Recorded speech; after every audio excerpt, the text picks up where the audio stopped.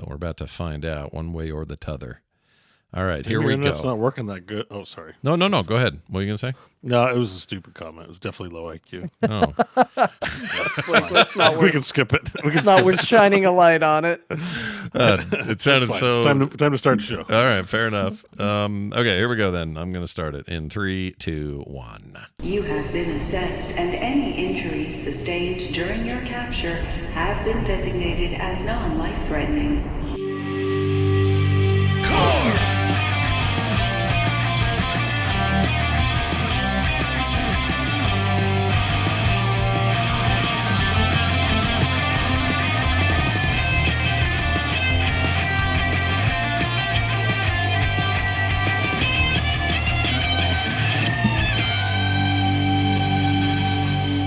Hey, everybody. Welcome to Core. This is Core for Thursday, March 21st, 2024. I'm Scott Johnson with Bo Schwartz and John Jagger, and we are back, everybody. John's internet's working. So far. Yeah. Yeah. Don't jinx it. Yeah. Well, I mean, last week it got real rough toward the end, but we were kind of done by the time it got rough, so it was all right. Oh, no, last week. I was very done by the time it got rough. I was extraordinarily done. Have you ever felt more done on the show than you were that day? Nope. Nope. That was probably the most done I've ever felt. Yeah. But you're all moved in, right? I mean, I see a box or two behind you, but, you know, you're getting there. We'll talk about it in what I played and how I'm feeling about the move. It's going. It's a process, you know? Nobody just moves in on one day and then everything's fine. Yeah, it's a process. You're a turn-based mover. You take your turn. Like grieving, it's a process. Yeah, and you got to get. I mean, look, it's why I hate moving. We've talked about this ad nauseum, but I can't stand it. I have boxes. I still have a box or two that have been here for the 10 years we've lived here, and I haven't opened them. So yeah, I get it. I wrote junk on one of my boxes because I knew it was never going to get opened. I was like, just write junk so I know which one I don't need to open and look at. Yeah. Well, it's good to have you back, Bo. How are you doing over there? You're looking not too bad. Looking fly. I haven't cleaned my room in a long time, so I understand the feeling. Yeah, we just got to see the cat. You know, if you get here for pre-show or if you're a patron, you get to hear all about Arthur the cat. Arthur. He loves it. The room's not clean. He hides in the clothes and stuff. It's just a mountain of clothes. You know? Yeah, I get it. Sometimes it's all you need. And size, but one of these days I need to put everything on hangers and put it away. Yeah. So it's like John's moving, but a micro-sized bite. A micro move. I get it. Yeah.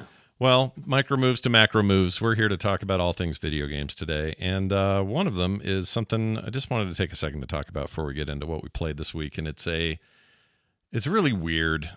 I don't know that any publisher / developer / gargantuan video game company has ever had a weirder time to me than Ubisoft is right now. It's a very, very weird company. Like on the one hand, they had first quadruple A game developer studio. Yeah, the quadruple AAA Premier League is having some trouble, and they have for a while. I mean, their games have been fair to middling, and for the most part, they have some winners, some losers.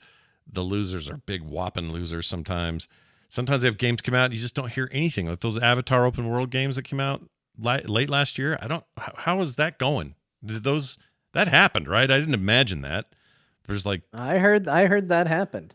Yeah. They put out a side-scrolling Prince of Persia game that we all said we were really excited about. I played. I thought it was really great. I was like, man, I got to come back to this. Still haven't gone back to it. It's just kind of a weird thing. And then Nobody also talks about it. They had shit on sale this week on Steam that I almost picked up because I was like, ooh, I haven't gotten into Ghost Recon Blood Dirt or whatever the new one's called. I forgot the Bloodlines. Bloodlines? Blood Dirt. So there's a lot of just up and down with them. They're weird. And, Skull and Bones was huge on my radar for a long time. That thing landed with a wet thud. It just didn't work. And, ended up pushing me back to try to play anyway. And I haven't really done much with it. But Assassin's Creed 4 Black Flag is all I spent time with. So they're just so up and down. Well, this week they came out with the most tone-deaf thing I've ever heard in my life. And this isn't even just like all AI is bad. That's not where I'm coming from this. So I want people to calm down before I even get there. But they have this AI bot thing they showed off. as a example of how this might work in a video game. And essentially, I'll pull up a screen grab of this. Is there video? There's no there. As far as I know, there's no video. Now that you say that, maybe I haven't showed it up. They haven't showed it off like it functioning in video style. I think that's true. I think so far we've not seen video, but they did have this screenshot. There's this guy. He looks like a dude from what's the game? What's their series where they're running around town shooting shit? What's that called? Grand Theft Auto? No, they're kind of looter shooter thing. That's there's two of them. The district, the Tom Clancy deal. Yeah. What's that called? Breakpoint? No, not Breakpoint. That's the one I called Blood Dirt. Division. The Division 1 and 2. Thank you, jeez. Division 1 and 2. This looks like a dude who wandered off the street from Division 2. And he's in an Apple store for some reason. That's what the scene looks like. And he has a little bit of text. Now, the text is it's him as an AI companion talking to you. And what they're showing off here is supposed to be ultra awesome writing and incredible, realistic back and forth between you and a companion. But I went ahead and had an AI read the voice. Since we don't have video, all we can do is... I found video. Oh, you did?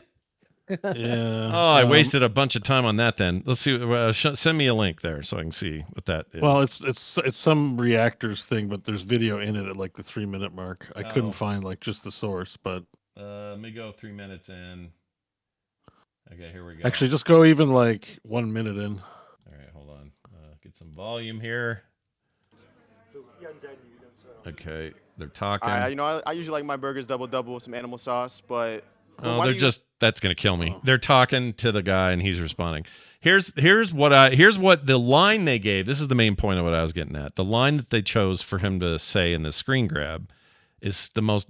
They act like this is great writing. It's terrible. Listen to this. Hi, you must be Nelson. I can't believe you're finally here. I'm Bloom, your future teammate in the Resistance, by the way. I figured out we could spend some time together to check if we have a compatible vibe, to build our dynamic duo. How does that sound to you? That's horrible. I don't want to talk to that person. That fake person. That's terrible dialogue. It feels like, you remember whenever Ubisoft does a demo for one of their games and they invite 4 people on stage and those 4 people are like, target in sight. You guys got eyes? I got eyes. I got eyes in the corner. Yeah, they're going around back. We got to get this guy. And like every time we watched that at E3, we were like, nobody talks like that. It feels like Ubisoft heard that feedback and went, bet us, if you guys won't talk like that, we'll make AI companions that talk like that. We'll get somebody to talk like that in our video game. That is the vibe. That's that is the vibe of it. That thing of like, all right, I'm going left. Make sure you flank his right side. It's like no one talks like that in the game. So the problem with this is just even listening to it a little bit is they're announcing like they're not making the cool thing. Like I don't know who's eating their stupid pills over at Ubisoft, but when you have something awesome, you know it, and then you share it, right? Yeah. When you're like, holy shit, this game is awesome. I cannot wait to share it with people. Yeah. You cannot look at this and go, this is seamless. You can't tell that this isn't written. The voice emulation is indistinguishable from the voice acting. Right. If you don't have those things and you're bringing it out and bragging about a presentation, then you're trying. There's a grift somewhere, whether it's to shareholders, some employee to their boss, somebody's eating stupid pills because work on this stuff, but don't announce it until it's badass. Yeah. At least for the general public, like maybe have a private meeting with your shareholders and say, here's what we're working on, guys. Like it's still early, but when so many years, please continue to fund R&D and we'll have this like in the bag. But yeah, this is why are you bragging about this to the public? It's like we have a janky ass performing thing that isn't good. Yeah. And that's been the story of AI the whole year, right? Mm-hmm. It's like, it's almost there, but it's not quite there. Well, why are you telling us about it? Who cares? It's not impressive until it actually can do the real thing. I'm having the same problem with the preview screening stuff. We'll talk about it later, but the stuff they showed for Captain America World War II Black Panther movie or game, the Unreal stuff they showed off in that at the at GDC is very impressive. Like, it is incredibly impressive. The cutscenes are crazy, and there's a whole conversation I have about whether realism in games is even a worthy goal, if we should even focus on that. But this looked really, really good in these cutscenes. But it made me, it's weird how good the cutscenes were, made me worry about what's that gameplay? What are we doing in that game? And will we sacrifice that for this fidelity? Maybe not. Maybe they'll blow my mind. Like, the Spider-Man games are really good games that play well and look really good and are really well acted and mocapped and everything else. This was definitely next level of that, but unless you're telling me that, some famed developer is working on it or something, I don't know. I feel like it can't match it. How can it live up to that? No, I feel like this is a pipe dream. Sorry for all the AI people out there, but like, even if technically it can accomplish a lot, maybe it will save time. It's not going to create like human engaging experience. Like, what's a good set piece, right? Is an AI going to figure out what's really thrilling for like, it's just without it photocopying something else, because still in my mind, till it's proven differently, they're just complicated photocopiers. Yeah. And I'm not like, you can take the D&D rule book, photocopy it and sell it, and this new type of photocopier jumbles everything up into something original. And then you can sell that. It's a photocopier. So can you photocopy a great game? Maybe like in this couple of years when it gets better, like, probably, but are people still going to think it's cool? It's the same reason why, certain like music's not very different based on whether it's like an indie act or a very popular like pop music, right? It's all constructed very similarly, but you tend to like things that are reputable, that, have like a cultural association behind it. Whether or not it's made by machines, it's just the meta story around it matters a lot. And I think that's going to become more and more of a thing in games, where you're going to look at your idiot friend, you'd be like, you play that AI generated crap? Like, it was just made by a machine. It has no soul. Why would you even waste your time doing it? So, like, I don't even know if it's a good direction to invest in. If, like, I assume it's going to be all the Call of Duty players that don't give a crap that will play it, like, because we already have a low opinion of them because of how they behave in the public lobbies and stuff. That they don't pay attention to, the gaming industry or things in games. But that's a secondary uphill battle. Even if it is, you can use these tools in that way to just make the game. Yeah. No one's going to want to play them. Like, I think I think this is a race to the bottom, is what I'm trying to say. We're laying off a bunch of people. Everyone's like, don't worry, you don't need employees to make games. And all the wolves who just want to, and vultures who just want to see game companies fail to line their pockets, like, love the sound of that. Like, it just sounds great. It's so cynical. Yeah. I don't disagree. That is the vibe I'm getting. I'm trying so hard not to fall down a path of like the easy reaction these days to AI anything is to go, it's all garbage. And I'm trying to be open-minded, because there are some rubber meets road ideas out there that I kind of like, not in games, but just in general, that I think are really interesting. But when it comes to like creative endeavors like this, I can't help but just feels doomy to me. I don't like it. And I don't mean doom in a good way. I mean like doom in like a, gross. I don't like it. I think there's a lane where, like, you can do something cool with this AI business for a game, like having organic responses. But what it really feels like is the people who want to make money are trying to impress everyone else with how good it is, instead of an artist using AI to make something interesting. And we haven't seen it before, so we don't know what it looks like.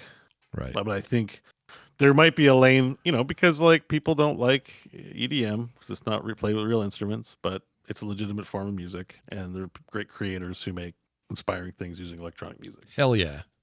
So there's room for like AI tools to be implemented in a way that makes a game truly a unique and fun experience. But the guy selling you cosmetics is not going to invent it. The guy on the border, like, it's cool that they're developing these tools, I guess, but like, don't show it off like it's awesome to people, because it isn't yet. Like, this looks like it's bad. It looks like fake. Like, Like it's made up. Even that room he's standing Like in look has at my fake Gucci bag or whatever. You know what I mean? It's just, or something like that. Like it's just it feels phony, and it's the opposite of impressive. So stop showing it off until it's actually impressive. Yeah. Like, thanks. Someone in the chat said this is no different than Radiant AI. This isn't new. Well, Radiant AI is new. That's a Skyrim thing that does like random question. And there's a difference between being a tech guy who understands maybe how it's working under the hood and being impressed with the engineering, right, versus the rest of us. Like I don't know how it works. I'm not impressed by it. Like, yeah. So if you want me to get excited about your video game, this didn't do it, and it also just deepened the weirdness I feel about Ubisoft. John, any hot takes on the world of, hey, it's your companion buddy, get to know him. That's fun. No, video game. I mean I kind of agree with Bo. Like I have no problem with people looking into AI. Like, you know, it like you said, Scott, it's become such a boogeyman. Anytime anybody says it, there's just a selection of people that immediately go, "It's bad, burn it, it's terrible." But like Thanos, it's inevitable. So I don't know why we're all gonna pretend like that's not the case, that it's not getting worked on and all of that, or that us going, "Oh, I yelled about it on Twitter. I shouted down somebody that posted that they liked something that was made with AI, so I did my part." Yeah. Like I find that whole song and dance a little tiring, but I'm also with Bo on I look at this, there's nothing interesting here. And I don't really need to see it until it is interesting. Like to me, it's such a simple thing, which is like, hey, it would be really cool to play some good video games. Like if I look back at what I played last year and what I liked, I don't know what was generated artificially. Yeah. I don't know what was handcrafted by people there, but I can tell you what video games were good and what video games weren't good. Yeah. And that's at the end of the day what's going to matter. Yeah. And right now, what they're showing, what I'm seeing in this screenshot, what they are putting forward, doesn't scream to me, you're going to love this.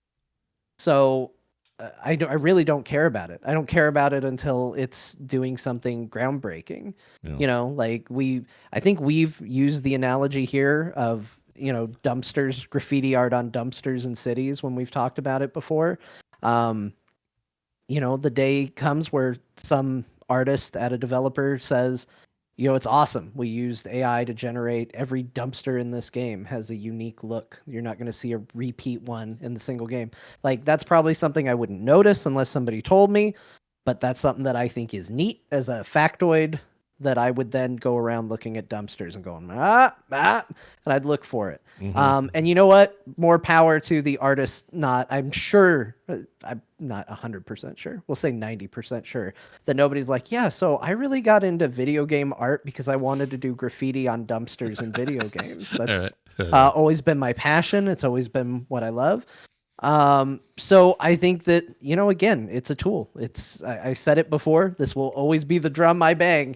AI for me is the equivalent of somebody walking in the room and saying, I have a hammer in my hand. And depending on who that person is, you are going to feel very differently about that statement. If it's my 3-year-old, I am mortified about what my 3-year-old is going to do with a hammer in his hand. If it is a carpenter, awesome. I got stuff for you to do. I just moved in. Yeah. Like, what if it's Hideo Kojima with the hammer? He's probably going to do something interesting. I'm probably equal parts terrified and intrigued. Oh, yeah, that's a good point. You can't be just one. There's no there's no excited or terrified. It's both. It's some combination of both of him. Depending on what he does, but yeah. So that's just always how I feel about it. And, you know, I see this and I just sort of roll my eyes. It doesn't look like I'm seeing the future yet. I'm sure the day will come where I wake up and it's like that Half-Life 2 demo that we got way back in the day where they shot wood and it splintered and my mind was blown because I had never seen anything like that in my life in a video game. Like, I've said it before. Go look it up. Go look up the original Half-Life 2 tech demo and look at the stuff that's in it. One, it still looks surprisingly good for how old it is. And two, understand that all these things that are in that demo are commonplace features in almost all video games now, but had never existed before. Right. It's mind-boggling. And one day I'm sure there will be another version of that. I haven't seen it yet, though. Yeah. No, that's a good way of putting it. So here's how Ubisoft could have immediately made this more interesting to me. Instead of having some dude bro in a fake Apple store going, "Hey man, maybe you and I could be besties. What do you think about that?" I'm so, like that this weird thing that they've created between me and this stranger that would never happen in real life. Get rid of that. You want to be interesting to me? Have it be, I am a crashed astronaut, and I walk into a cave of a strange alien world. And then that strange cave in that alien world, I run into an alien man or woman or creature who's sitting on a rock, and he's staring at a fire, and he looks up at me briefly and then looks back at the fire. And now my job is to probe him in ways that I can't do with just language because he doesn't understand mine, but let's see if we can learn what each other needs or thinks. So think Enemy Mine is an old movie, but it reminds me of that episode of Star Trek, When the Walls Fell. Oh, When the Walls Fell. Exactly. It's that whole thing. And that's interesting. Suddenly this is interesting. Suddenly I'm like, oh, okay. So really interesting algorithmic freaking machine learning stuff is at play for my specific unique interaction with this alien sitting on this rock. And where's that going to go? What gameplay opportunities does that open up? What story does that open up? And then put a master storyteller in charge of all of the eventualities of this. Don't let a computer decide, and don't have this interaction be this falseness. Just have it be. That's interesting. That takes us in a place I haven't gone before and is compelling as hell. Not this. I think the issue. Go ahead. Yeah. No, I think you've sort of nailed it. Which is always my thought on AI, is that they're trying to make artificial intelligence. Yeah. And they should just make intelligence. They should, at a basic core of our organism, we are a self-replicating thing with 5,000 layers of protection and systems stacked on top of each other. Yeah. So that's you're interacting with another one of those. Right. They have impulse to eat, to procreate, to survive within their social circles for protection, right? To not be excommunicated. There's all kinds of components that go into human, and all of this pretend robot friend just is mimicry, right? They're not actually creating an actual simulation of life down to the very cell, which I think they need to do.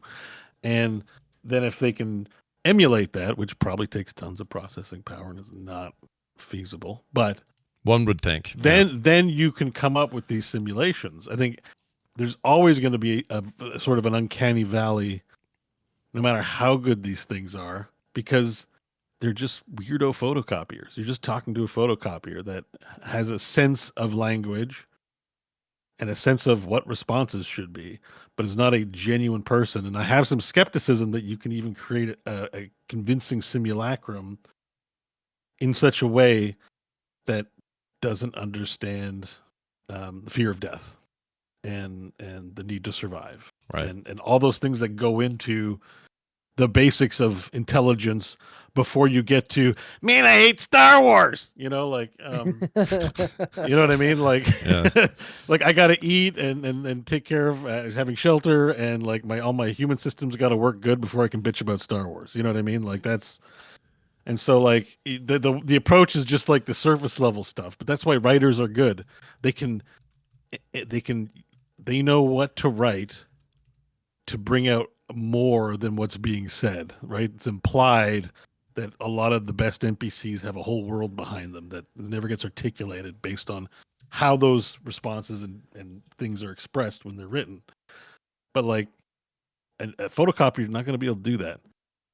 I don't think it's going to come across as genuinely a living, breathing being unless it has that emotion behind it, which is why you hire the writers. And I'm hoping to be proven wrong, but I just, the more I think about it, the more I'm yeah, you're kind of taking a shortcut and I don't think it's going to be that good for video games, honestly. But it is you're right about who they're talking to here, though, right? They're talking to shareholders, they're talking to money people and people who see a lot of this as like shortcuts to the new Bitcoin. It's NFT. It's the AI is the new buzzword that people are cashing in on. I think it's gonna fail, man. Like, I think usually what happens when there's cool tech, like John said, Half-Life 2 was groundbreaking. Somebody makes a cool product with the available technology and innovates in order to make that cool product. People don't make cool technology, then figure out the game later. Well, sometimes they do, but they make a financial bubble, then it pops, then it settles into what it's going to be. I feel like we're headed towards something like that, maybe. I guess the conversation is just a little different. No one's like, man, check out these sweet PhysX. Can't wait for all the PhysX games. The PhysX just kind of showed up in games. At least, maybe if you're an industry insider, you heard about it beforehand. But Sure. PhysX wasn't like Speed oh my Tree. god, PhysX, holy shit, it's gonna revolutionize gaming, or a bunch of other innovations in the gaming space. It's just AI is a sci-fi normie buzzword where people think Haley Joel Osment, they're gonna have their little own Haley Joel Osment. I don't know. Osmond. Haley Joel Asmongold, whatever. They're gonna have their own little. They're gonna have their own little like AI. Bo continues toy. to prove he's not an AI by the way he pronounces Haley Joel Osment's name. Osmond, yeah, that's how we'll know. I Yeah. am not a computer. I am not a simulacrum. But like, you know what I mean? Like it's I lost my train of thought because that name was so ridiculous. That was funny, But, though. like people, like AI is like majorly, can like sounds like holy shit, iRobot's here, and it's like, Yeah. I think people are just like huffing the copium. There's a lot of that in the tech industry, and we've seen lots of evidence of it. And I have no reason. We need to be proven that isn't the case.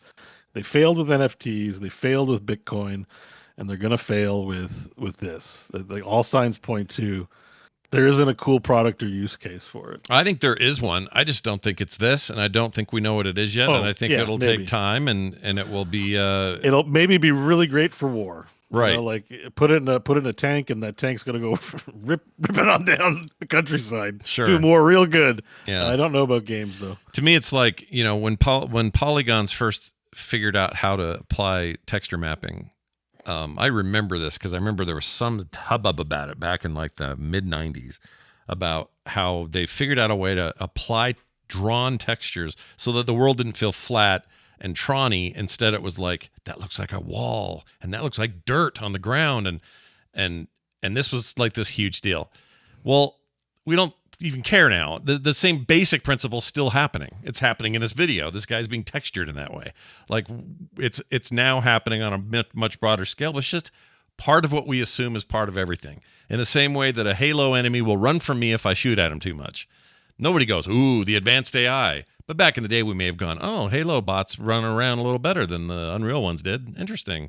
They behave a little more human-like. It was a discussion in the original Half-Life. It was like, oh my gosh, the soldiers will try to flush you out of cover and stuff like that. Like that's when I remember people talking about AI was the Half-Life 1. And granted, it's a different use nowadays. Yeah. But I remember that was a selling point when somebody was trying to tell me like, oh, you got to play Half-Life. You got to play Half-Life. I was like, why?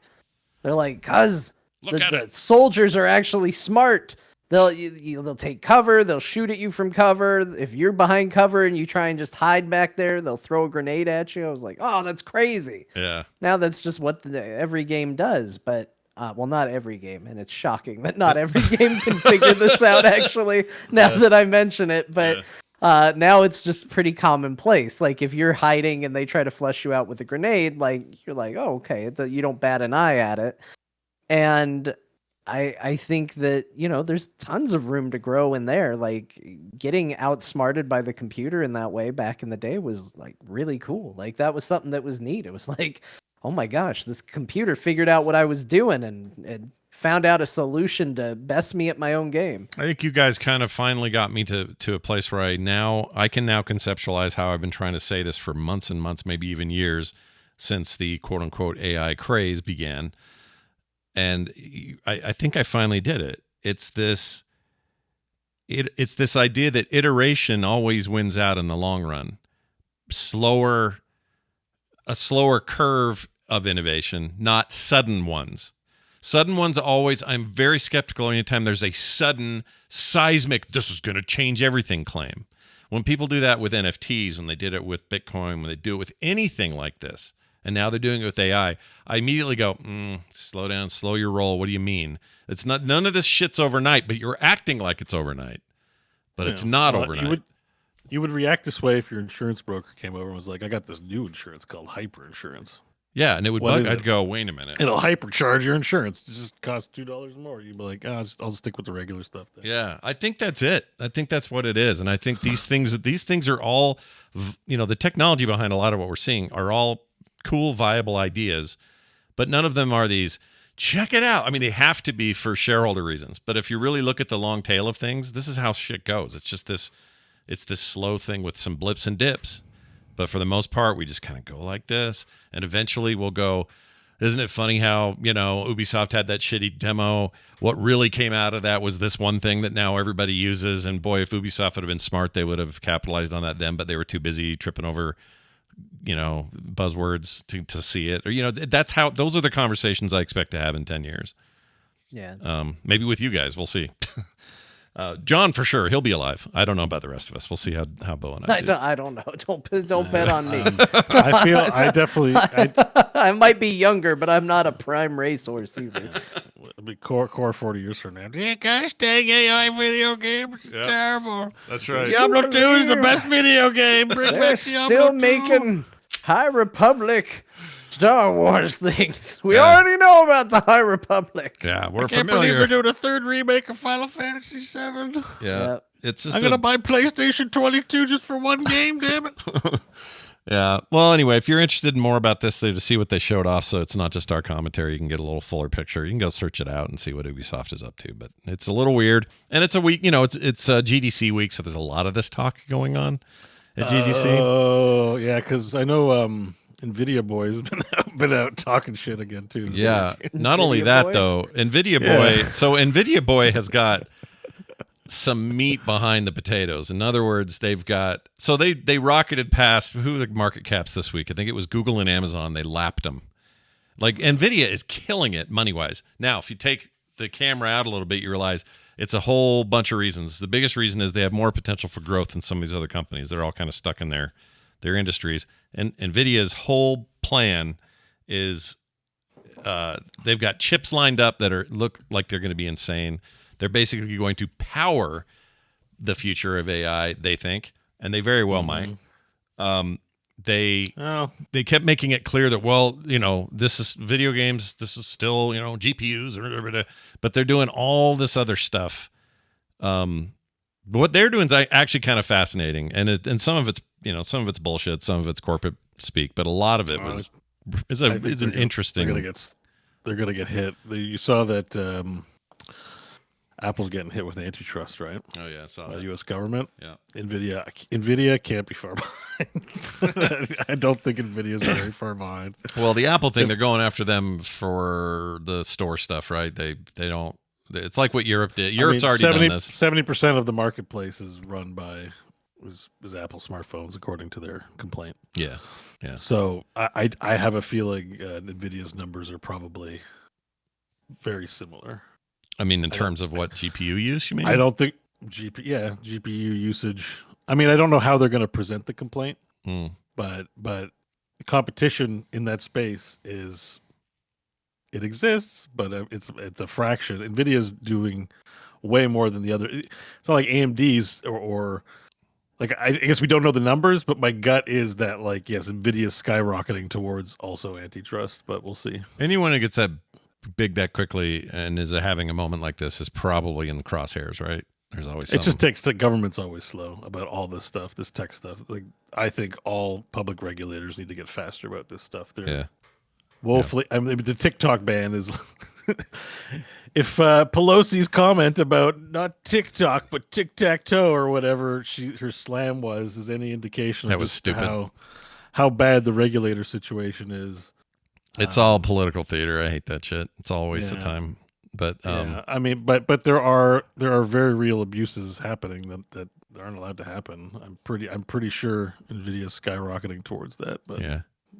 I thought that too, demo. actually. I thought his not demo, but his keynote was interesting. At least I listened to the whole thing. It was interesting. I think it's worth checking out.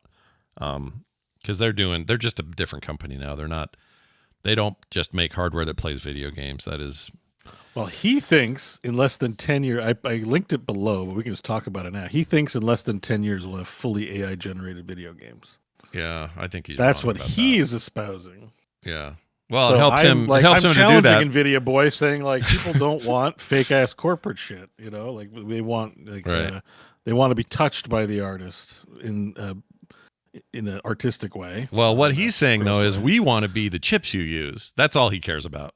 He doesn't care about who makes it. He doesn't care about the creativity behind it. He cares that in 10 years in there a are way, server he's farms taking full of his advantage chips. of exactly what we were just saying, which is AI is the big buzzword right now. Yeah, that's you got exactly a bunch right. of people with money that get little goose pimples all over themselves the second someone says AI. They just, they shudder a little bit. So you've got somebody going, hey, you want the AI future? We got you covered. So really, he's taking advantage of them, because I don't think Nvidia is saying like, oh, we're going to make us Nvidia branded AI generated video games. I think he's just trying to make a sales pitch to people that right now believe that's the future. Yeah. He wants server farms full of their Blackwell AI chips. That's what they want. Yeah, I guess it's the chips for him, not the actual AI. 100%. He does not give a shit about the AI. I mean, he does, and that it drives sales for his chips. Because, like, where were they during Bitcoin and all of that? Like, oh, weird. That's true. Like, they were in a the real Bitcoin- advantageous spot for that too, weren't they? Yeah. Like, yeah. And he he doesn't talk about that stuff anymore, right? Like no, well, that's out of trend. Now we talk about how this can make your AI future a reality. Yeah. And You make a good doesn't point. care if it does or not. All right. Yeah, so he's just selling these people on their. He's giving them the tools of their own demise. Essentially, he's like, "You guys want to make AI generated games? Buy our chips. Good luck." Yeah. Like, hope your businesses don't fail like the Bitcoin companies that failed or whatever. Yeah. Like, not that I'm saying Nvidia's products are snake oil, but it is going to sound like that. But I mean, essentially, if you picture a snake oil salesman and somebody keeps coming up and going, oh, I've got a red rash on my arm. Oh, this is perfect for that. Nvidia's got the cure for you. And then somebody else comes up and goes, oh, I got a headache. Oh, Nvidia knows how to solve headaches. Like, they're just riding the trend. They sell you a hammer to make cottages in the sky. That's basically, There you go. That's not a bad way of saying it. I mean, that is what they kind of do. And they do. These are, like, John, to your point, that they're not, this isn't snake oil. These are profoundly next generation, very fast processors. They're very good. Equipment. Yeah, they're very good. They're next level, and they will do things that current chip makers can't do, including themselves. So all of that stuff is true. He just really has to make the point that somebody needs to make the next generation of chips to handle all this AI. That's so it's like maybe that even explains his look too. Like, he's always got the bomber jacket and the big black, like, slick look. You know what I mean? Like, he looks like he's Nvidia boy. He looks like he's Nvidia boy. He's like him and the thing from Fallout. Once he got Pip Boy, those two are hanging out.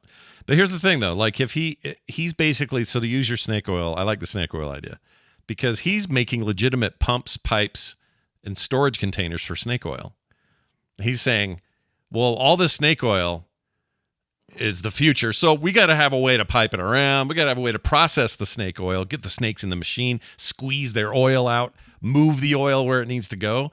That's Nvidia. That's their job. Actually, I like CP Grunge Bob in the chat. He says Nvidia selling jeans and shovels to gold miners. Yeah, there you go. 1950s. And there's people made billions on that. Yeah, that's a great way of putting it. Yeah, they're functional products. There you go. Yeah, that's a great. In fact, there's a famous Utah guy that went out to San Francisco way back in the early 1800s and set up. Everyone was like, "Are you going to look for the gold like everybody? It's the gold rush." He goes, "Nope, I'm going to go open a store. I'm going to sell shovels, sifters." Yeah, exactly. Overalls, and I'm going to make bank. And he did. He owned half that city. They're going to do it either way, and you're going to, you're kind of not in the line of fire in terms of competing for the gold, right? Like that, whatever. I'm just doing very what do you want to call it? ABC business. Yeah. You know, just It's like being a funeral director when murders are high. It's like being I don't know. What's it like? It's like a million other things where you take advantage of what's going on. Vampire at a blood bank. There you put go. one of yours in the hospital. You put one of theirs in the morgue. That's the Chicago way. That's right. Is that your Sean Connery? That's pretty good. I don't know. I tried my best. Yes, It wasn't that's bad. Sean Connery, okay. Okay, it was good. It Yeah. was good. I All right. liked it. I'm not going to complain. I thought it was all right. No, it was fine. Well, anyway, that's what's going on there. They buy an AMD card, you buy an Nvidia card. That's the Chicago way. It's always the Chicago way. Somebody should make a chip manufacturing company called the Chicago way, and then we'll solve all our problems. Well, anyway, let's move on to what we played this week, because we did play some games. Ravenwatch is a game that Bo and I played together on Tuesday's Core Plays, and Missed you, John. yeah, Damn. John's busy with the moving and the whatnots and internets. Well, it worked out fine because I don't have it, but you guys was gonna can try buy it and for you. You could try. Oh, you could still buy it for me. I don't argue with people who buy me stuff. Yeah. But sell me on it. What is it? Because I've never heard of it. So Ravenwatch is awesome. Bo, I'll let you do the honors, but I'll just say that what you were selling was true. Oh, It's very so I've cool. talked about it on the show before. This might ring a bell once I talk about it again. It's from the makers of the Curse of the Dead Gods. It is basically Heroes of the Storm PvE, but as a standalone game. Kind of, yeah. And instead of heroes, you're playing fairy tale heroes like Little Red Riding Hood, half Valera, half Greymane. You'd love her. There's a Snow Queen, half Tracer, half Jaina. There's lots of other heroes. Geppetto is like a Gazlo type character, and it's up to 4 players multiplayer. And you get through. You have 18 minutes to do as many of the objectives as you can, get as powerful as you can, get teleported to the boss, beat the boss. It's an early access. Only chapters 1 and 2 are in the game, but the full game's gonna have 3 chapters plus a final boss. And if you complete it, you get new, like Hades or whatever, like a roguelike. You get new talent unlocks. It is a talent system like Heroes, so you get new talent options, new equipment to pick up, and increasing difficulty levels. So if you beat the first level of difficulty, you're like, let's crank her up, and then you get less revives. So the way the death mechanics works is your team gets up to 6 revives, like kind of like Helldivers and the reinforced mechanic. And then once you're out, then you lose, and it's a roguelite, so you try again. The proof is in the pudding, though. It plays really well. The animations are beautiful. All the enemies have cool mechanics. All the heroes have cool mechanics. And it's a joy to play. And it's a crime that this doesn't get more like media attention or talk. They do say they've sold 400,000 copies, so it's not as if nobody's buying or playing it. But it still is an early access, and I think it does need a little bit more. But however, what we played was fun, and Scott played it for the first time. So, yeah.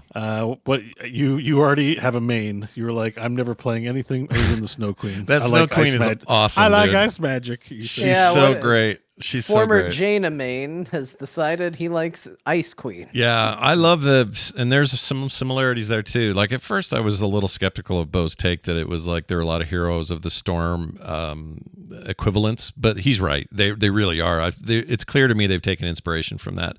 But this is also the team that made Curse of the Old Gods, which was an amazing game. Or is it Curse of the Old Gods? Curse of the Dead Gods. Dead Gods? Curse of the Dead Gods, that's it.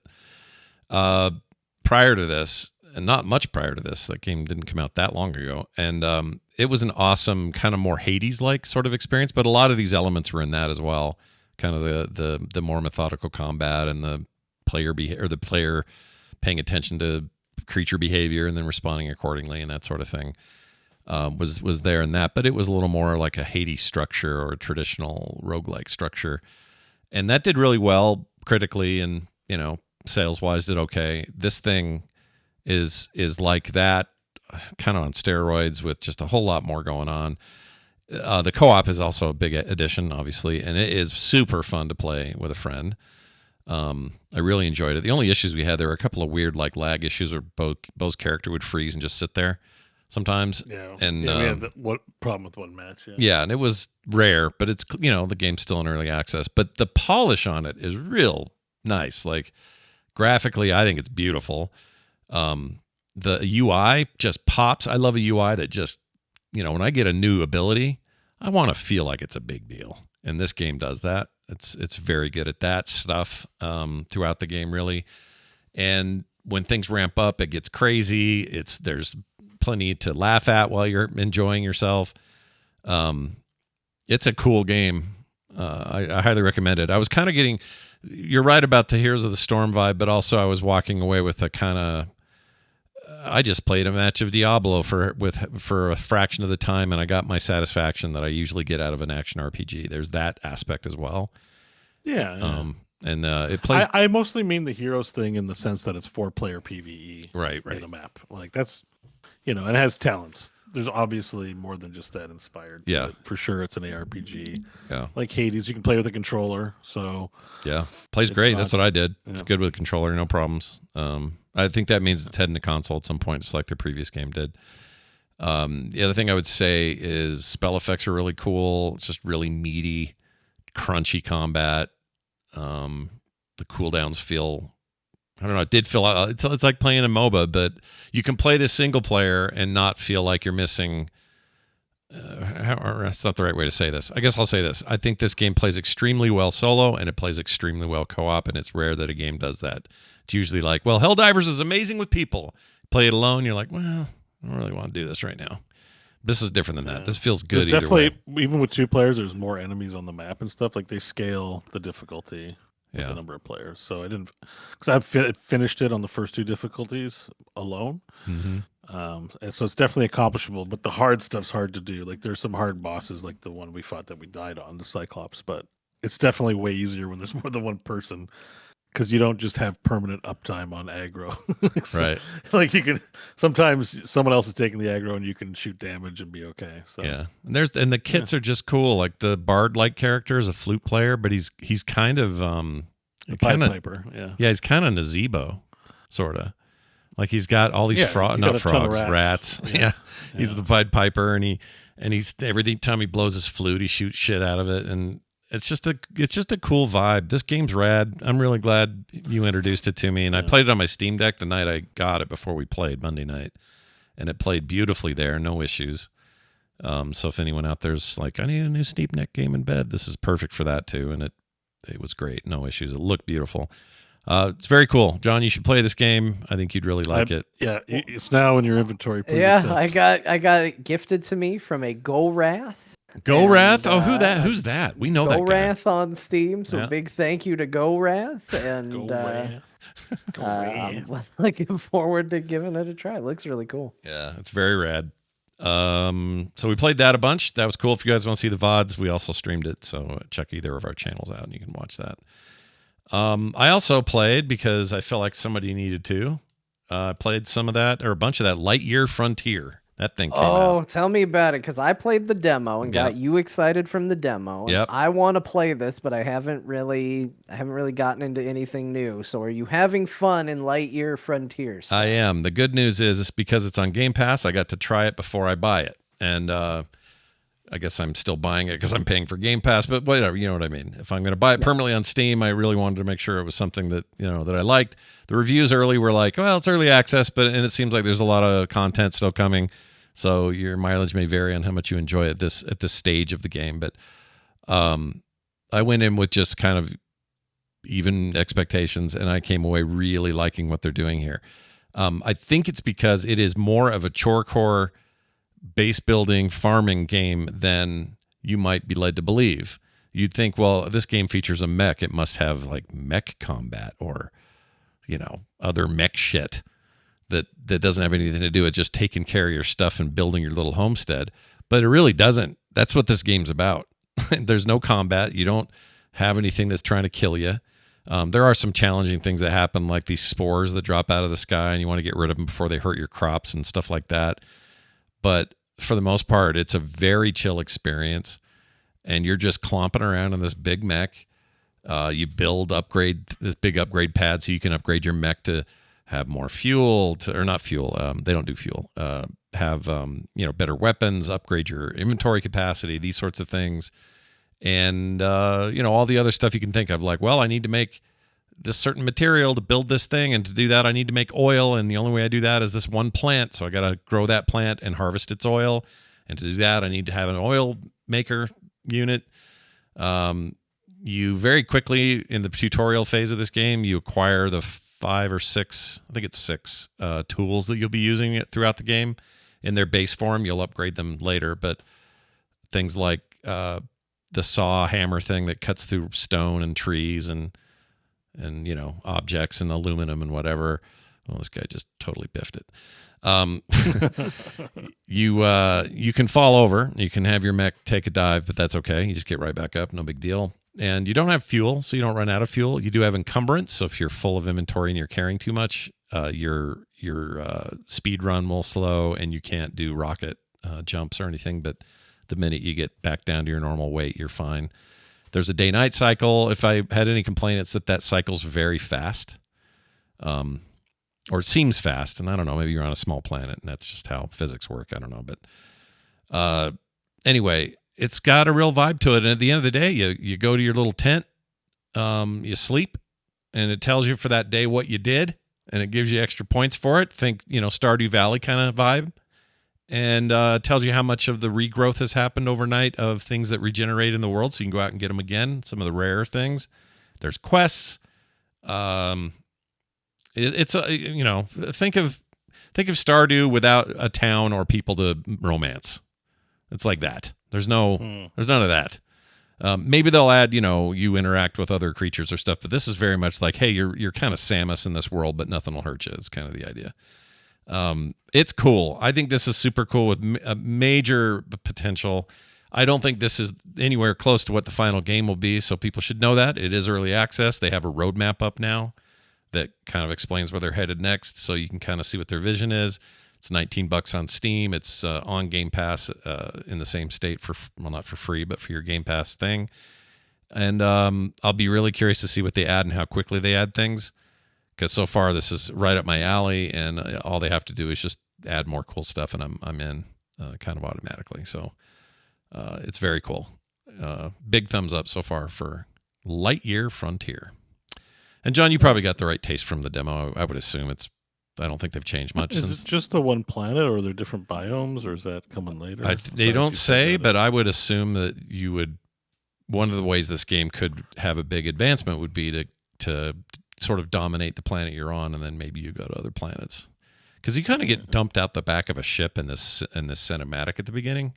They just poop out your mech and you fall to the planet. I mean, I think I'm okay if it's the same planet. Just, a lot of these games have, Valheim, right? This is the meadow, right, that you're in. Like, are we going to, is there cool other biomes in this game? I just wonder if that's planned.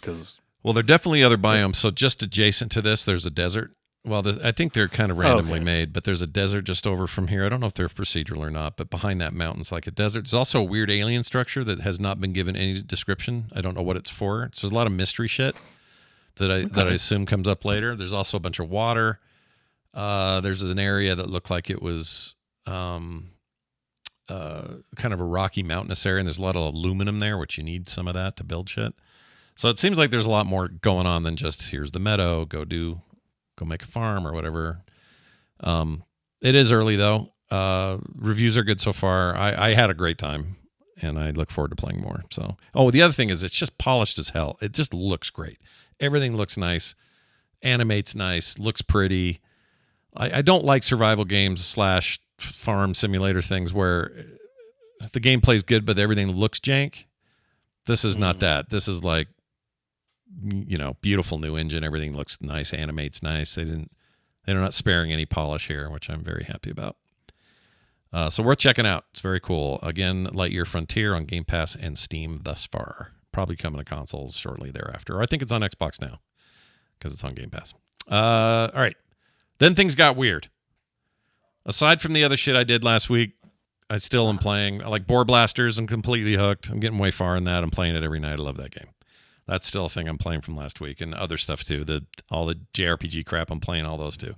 But I got a little weird. This spring sale was kind of nuts, and I don't know if you guys noticed, but EA came back to Steam with all their old shit and just did a giant dump on Steam.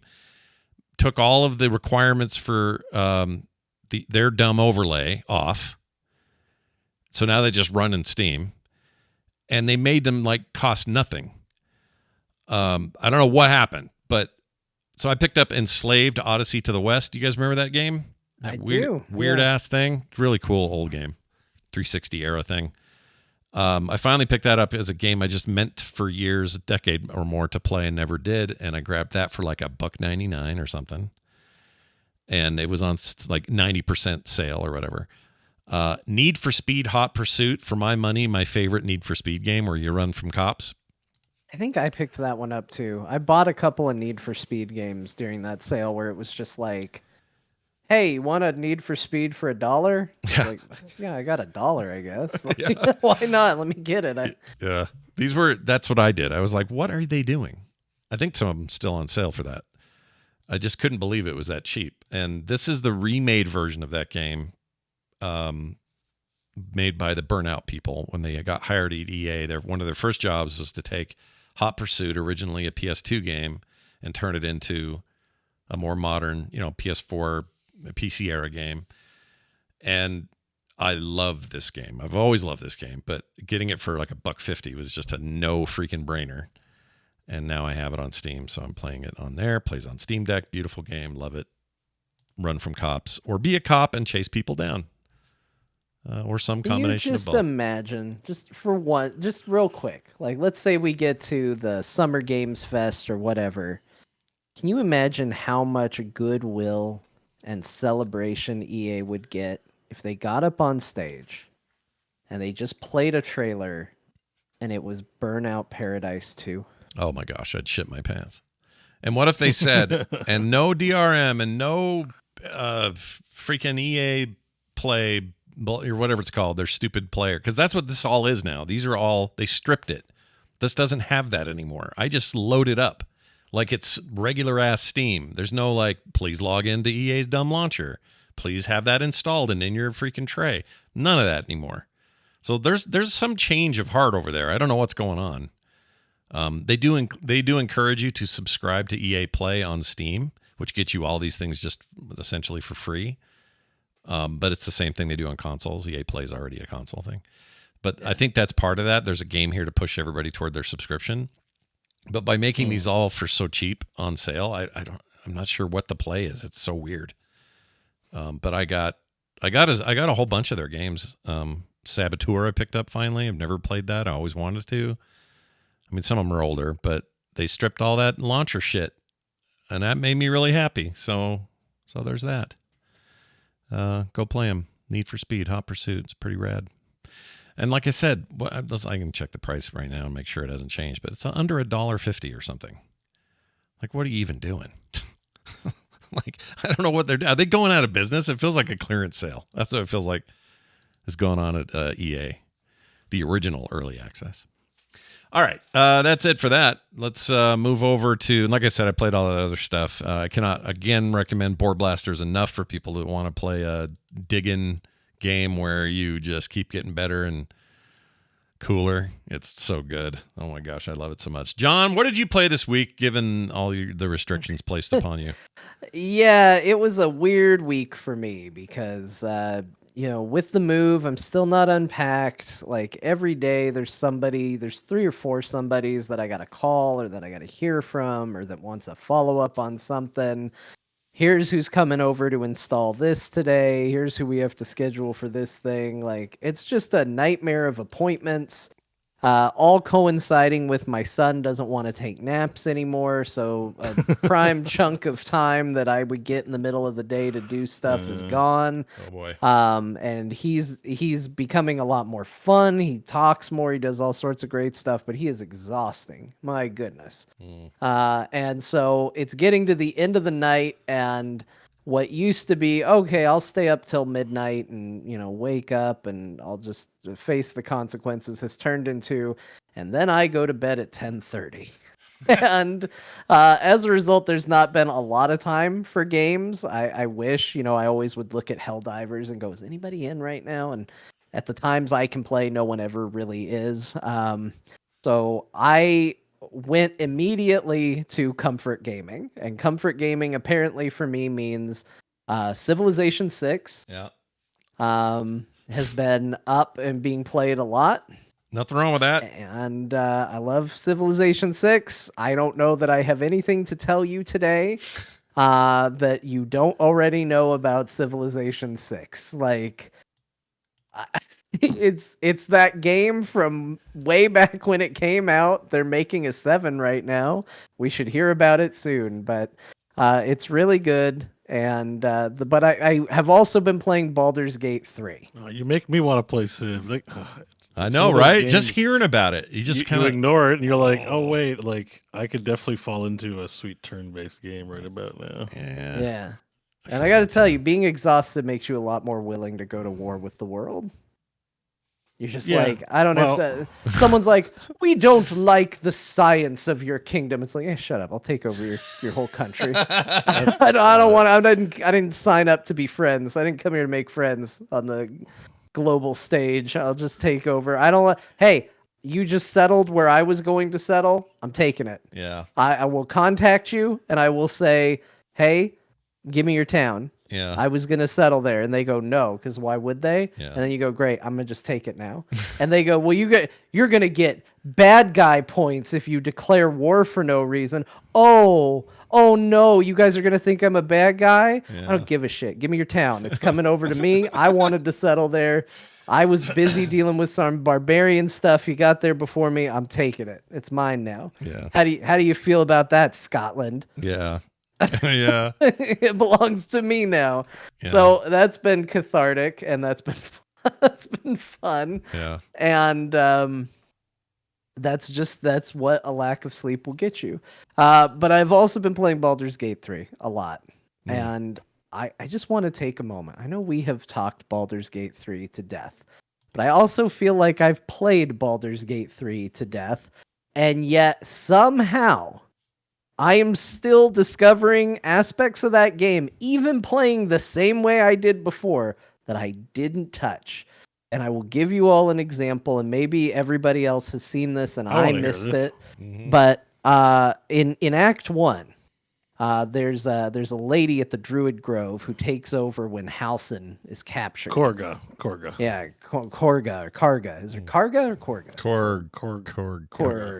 Korga. That sounds right. Is that right? It's spelled weird, but it's spelled not like how it sounds. But I think it's Korga. Yeah. Anyway, she takes over. She sucks. The first thing you see her do is threaten a kid with a snake. She's kind of an awful character, and in every time that I've played through, like, I call her a monster, and she's like, what is a monster if not a snake protecting its young? Like, shut up.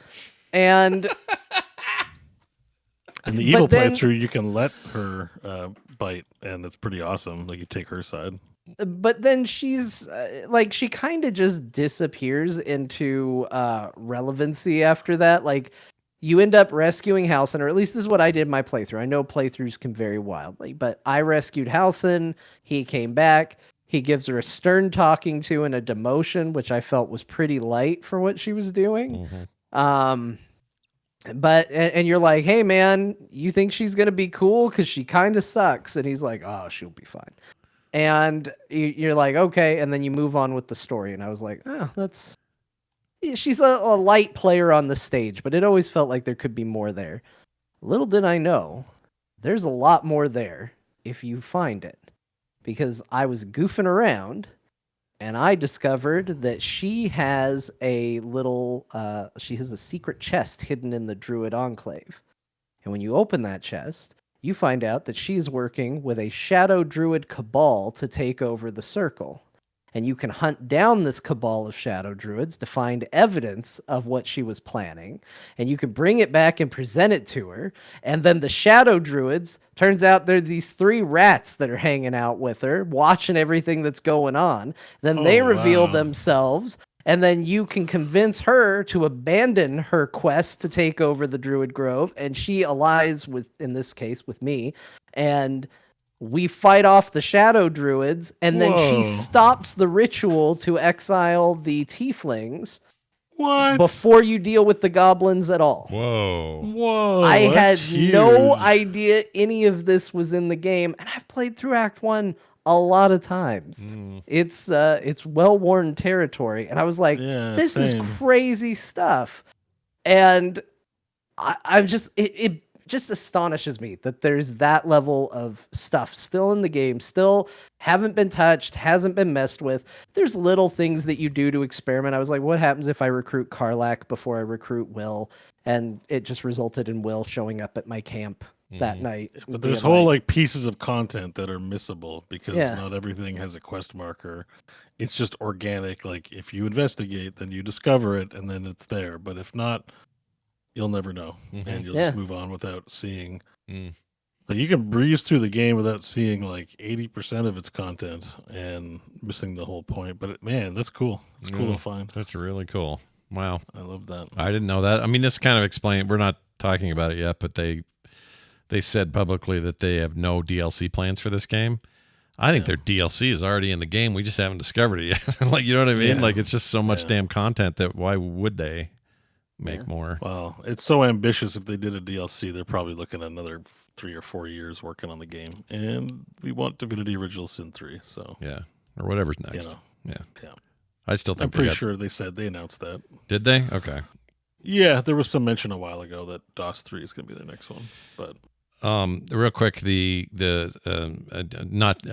John, we'll get right back to you, but I just wanted to confirm to everybody all these Need for Speed games are still on sale. It's crazy cheap, $1.99 here, $1 there, like all of them, the whole lineup. And this was part of 150 games that were just dropped on Steam without all that freaking bullshit built into it. And that includes all the Command & Conquers, Command & Conquer, freaking Renegade, the Dungeon Keeper, Populous games, like all that old shit. It's all on here now. Anyway, John, continue on. You've been playing Baldur's Gate 3, and then what? Well, I think that's pretty much it. I mean, that's what I've been doing because those are the games that make me happy and don't stress me out that much. So that's pretty much all I've been playing. I am looking forward to getting into Dragon's Dogma 2 and, some other stuff that's come out. But this week was definitely a week for taking it easy and easing my way back in. I will say it is killing me a little bit that I haven't played more Helldivers. I've been seeing that, I don't know if this is the work of Joel or I'm sure it's a group of people, but they are teasing. There've been like rumors and leaks of like, oh, we saw this on this match, and like new enemy types are getting teased. People are finding like bug sheddings, like they molted their skin off for like giant subterranean bugs. And there've been teases of the third faction from the first game in there, and rumors of flying bugs popping up in different vehicles and stuff. And I really like the organic way they're doing things. It makes you feel like you should be playing that game all the time. Like when players go in and they go, we found this crazy thing on this planet, you're like, why am I not playing this game all the time and being part of this? But I can't. I haven't found the energy to do it yet. So I want to get back to that. There's a ton I want to play right now. There's one of those aspects to that game that I wish that I always, back even the earliest days of MMOs, like when I was playing, I don't know, Dark Age of Camelot and those kind of, way back, but pre-WoW days. It always felt like there was a promise with MMOs that there would be a more dynamic GM style world happening where you would get word that something weird happened in the city and it had never happened before, and what's that about, and there's mystery around it and players are going to try to suss it out. I think it's crazy that this cooperative 4-player shooter is doing that thing that I thought MMOs were going to do, and they've never really successfully done. They've done a lot of repeated content. It's like, oh, that one boss that hardly ever popped, and he may have the mount you want or whatever. But that was not the dream. The dream was somebody like that dude running shit. And why can they do that with a shooter and MMOs can't figure that shit out? You know what? That's a place I'd like dynamic AI to kick in. I'd like them. Somebody needs to apply that to an MMO, and I'm sure this is being worked on. But figure out a way to have some overarching overmind that says things like, for some reason, there's a skeleton washed onto shore, and it's weird. No one's seen this creature before. What does that mean? And it's like the bones are made of gold. Oh, shit. What does that mean? You know what I'm saying? Like, give me some like dynamic. This has never been heard of before. Bo had to get up and take a pee right now. No, I like that he just like slapped his microphone aside like, audibly. He's "Fuck." like, "Get out of here! I gotta pee. I'm gonna slap this microphone and make my way." Oh, hi, Bo. But that was, I mean, like I remember, pre Wrath of the Lich King, when. I mean, maybe it was just me being less plugged in on the internet. Maybe it was just less of a social media presence. But like pre-Wrath of the Lich King, it was like they did that event where all of a sudden there were grain, like little bits of grain all over the place, showing up in Booty Bay and stuff. Yeah. And it was like the kind of thing you heard about. I remember I was working at a store and somebody came into the store and they're like, "There's weird grain in Booty Bay," and you're like, "What?" I gotta get home and play World of Warcraft right now because there's weird grain. Yeah, and even that, which was like such a rare thing for them to even do, and it was very, non-repeatable or whatever. It gave you a taste of what I'm saying. Like, why don't they always do that? If anything, Season of Discovery at least has a taste of that for people who are enjoying that, and Bo could confirm or deny that. But it feels like at least Season of Discovery is like, here's a bunch of new shit applied to the things you already know, but it's new and different, and it's not quite what I'm asking for, but you know what I mean. Like I wish MMOs would do this better. We just got news this week. We forgot to put it in the news, but Riot is putting their MMO plans off for like 2 years. Nobody's quite sure what happened. Leadership changes, all that. Who knows? It's not a big status change. Like, the game was still going to take a long time to come out, so okay, go dark. Well, Yeah, it's fine with me, I guess. But that probably means Greg's Ghost game will come out before whatever they're doing.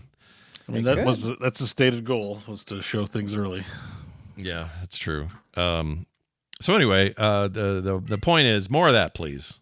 More weird shit like Helldivers. Can we learn some lessons here? Internet and computer world, video game industry, computer world. Computer world. Let's toss it over to Bo there, who's played some stuff. Just before I get started, I noticed that Dragon's Dogma 2 releases today. This is now available on Steam. Wait, today? Yeah. I thought it was next week. I have it. I'm ready to go. I just haven't downloaded it. I tried last night. I can install it right now. Requires 60.72 gigabytes. How do we? Oh yeah, just popped. How do we? I want to say Happy Dragon's Dogma 2 day. How are the reviews so far on everywhere? I haven't been paying attention. I'd say good. I'd say they've been People good. seem to be favorable. Skyrim, but maybe more actiony, and I don't know.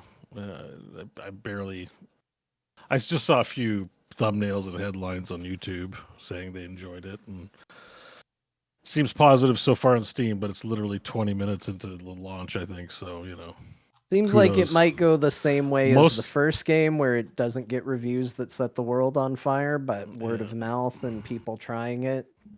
Like, one of the reviews is, "How do I transfer my character over to main game?" From Dragon's Dogma 1. Yeah, the first day. No, from 2. Yeah, it's just all right. Like, I saw a whole bunch of dragon these nuts on or something on your face or something like that. Like, it's just You know what? I will never not be weirded out by people who review a game with 0.3 hours. What is that? Like 5 minutes in the game or whatever it is. Everything here is 0.6 hours on record, 0.4 hours on record, 0.01 hours on record. Thumbs up. Wow, number 16. Yeah, 0.1 hours. Wolves hunting pack. Go. Biggest, thickest with 0.1 hours says Wolves hunting packs. Yeah, that's his review. Yeah, these guys. This is a whole other game they're playing. I'm not playing that game. That game's weird. Best step bro ever says better than sex. 0.1 hours. Wow, great. Yeah, parts of the game. That's what I mean. Like, there isn't a single review that's over an hour. There's one with 11.3 product received for free. Yeah, he said so some that seems like free another play. one. It could be better than sex. Yeah. So he's hedging. This guy, Anakin Skywalker, maybe you're familiar with his work, says they're masterworks. All you can't go wrong. So this seems like there's a number of reviews that say that. It seems like it's a meme from the game. Oh, is it? We don't understand yet. Yeah, because there's a couple of them. That's an old meme of some kind. From the first game, maybe? It's an old meme, sir, but it checks out. Yeah, I think so. Let's see. IGN gave it a 7. No, it's a Skyrim meme. Oh, it is? Well, I don't know that one. I thought I knew all the Skyrim memes. I guess I'm getting old. Let's see. Tech Radar says 4.5 out of 5 stars. That's pretty strong. Let's see. One of Windows Central says Dragon's Dogma 2. This is without a doubt one of Capcom's best video games ever. So yeah, people seem to. I mean, I'm in. Anyway, so I just thought I'd mention. Let's just say Happy Dragon Dogma 2 Day. Yeah, I hope everyone enjoys their time in there. I am definitely getting it. Is this a game you can play with friends or no? I don't know. I think it's a solo-y. Okay, I think you're right. Single With player like does have maybe some components where you can do stuff. Yeah, I wondered it because looks cool. all their time. Single With, player. picked it It is up. a single-player game. It says. okay, I picked it up, so probably we'll talk about it next week. I'll at least put 0.3 hours in please put your name for my core review. Penis Jones Jr. or whatever your name will be in there. Can't wait.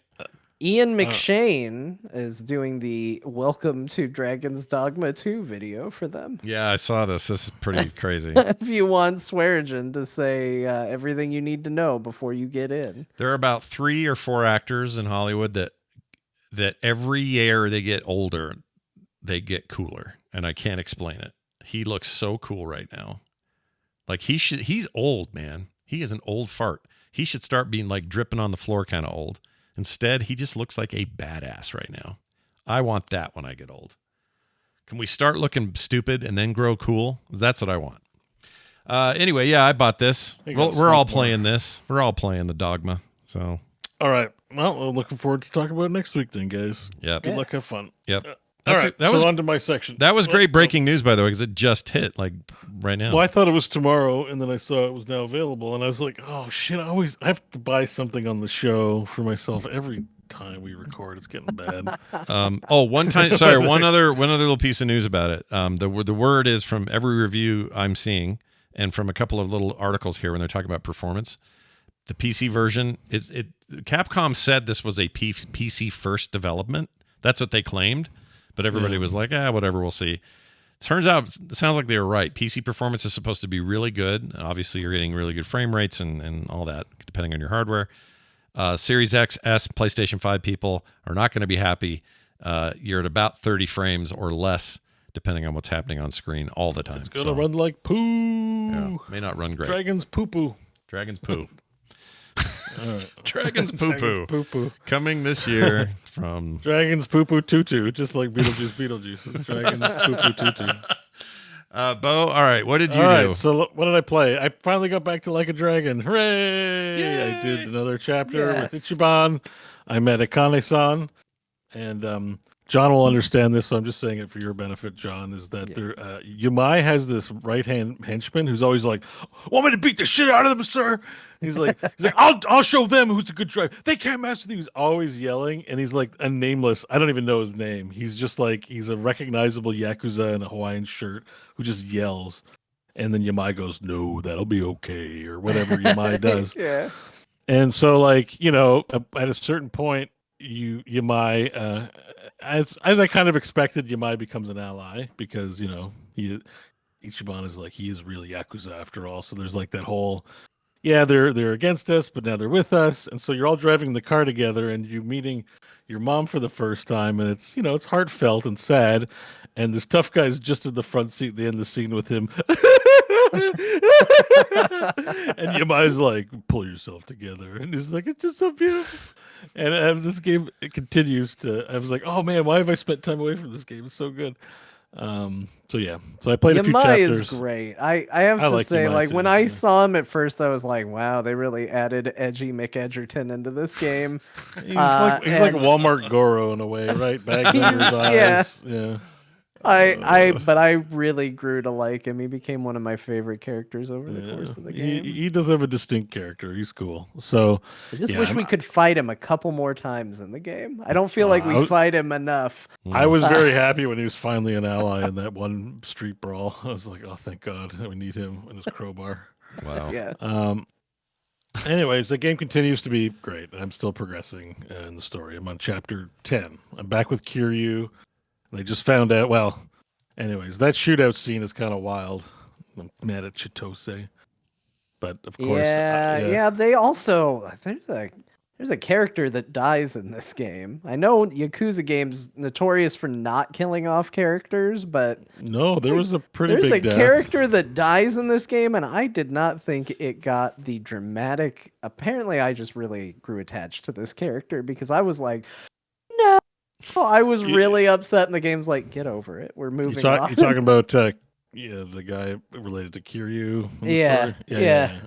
Apparently, I liked him a lot more than I should because the game did not seem to care as much as I did. That he died. I think there was a little bit of respect between Kiryu and the character, so I think it makes sense. But because of the Daidoji and the way that's all set up. But because of a freaking VTuber, it's all out the window now. Yep, VTubers will get you every time. The damn VTubers will out all your secrets, according to this game. Yeah. All right. Anyways, I played that. It's enjoyable. Can't wait to play more. Don't have too much to say. It's still the same, same game. Sure. I went back to Timberborn. I was like just looking for the game to scratch my itch, and I was like, man, I just want to play some more Timberborn. I haven't played since the Badwater update. Yeah. And I dig Badwater. You can make explosives with it, which is way better than whatever recipe you had before, so I can get to terraforming that much faster. For those who don't know, we've talked about this before. It's a city. It's banished, but with beavers. Yep. It's a lot of fun. There's no real end game. It's just a simulation, and you grow trees, cut down trees, feed your beaver.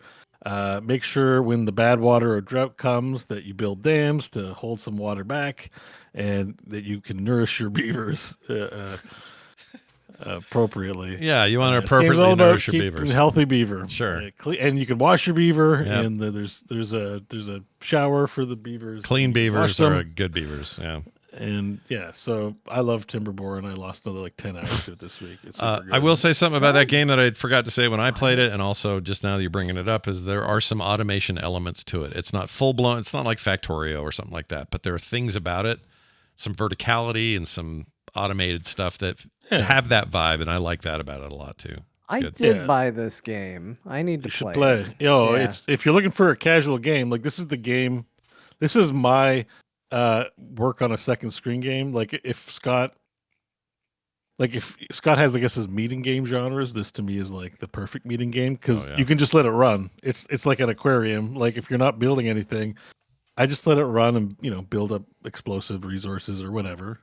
Mm-hmm. It's fun. It's a great game. Overwhelmingly positive still. It is, if you're not going to play Banished, fine, then this one's like it's a very good one of those. Yeah. It's still in early access and still coming with the updates. So keep up the great work, Mechanistry. And lots of difficulty ranges. So if you want to be super chill, it'll let you. If you want it to be more Banished-like, you can absolutely do that on the high end. It's great. That game's rad. Yeah. And you always keep your beaver clean. Yeah, right. No, I mean, you have to keep happy beavers. Happy beavers make light work. That's the old phrase. Yeah. Happy beavers make light work. Happy beavers make light work. Yeah. All right. I like it. Clean beavers a day keep the doctor away. That's right. Yep. Right. Never put the beaver before the horse. Yeah. And don't look a gift beaver in the mouth. Yeah. Or don't. Never mind. I'm not going there. All right. I don't even know what I'm saying. I'm just using the word beaver a lot, and people seem to laugh. Yeah. So that's what we're doing. Everyone likes it.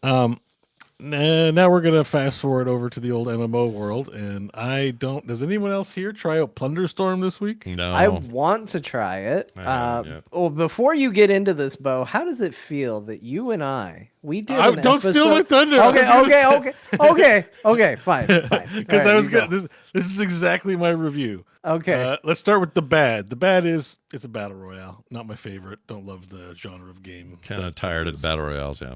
I just don't like the idea of if I'm out second, like it's fine for me to queue up another game, but there's an investment in the back and forth of a game. Just a personal preference thing.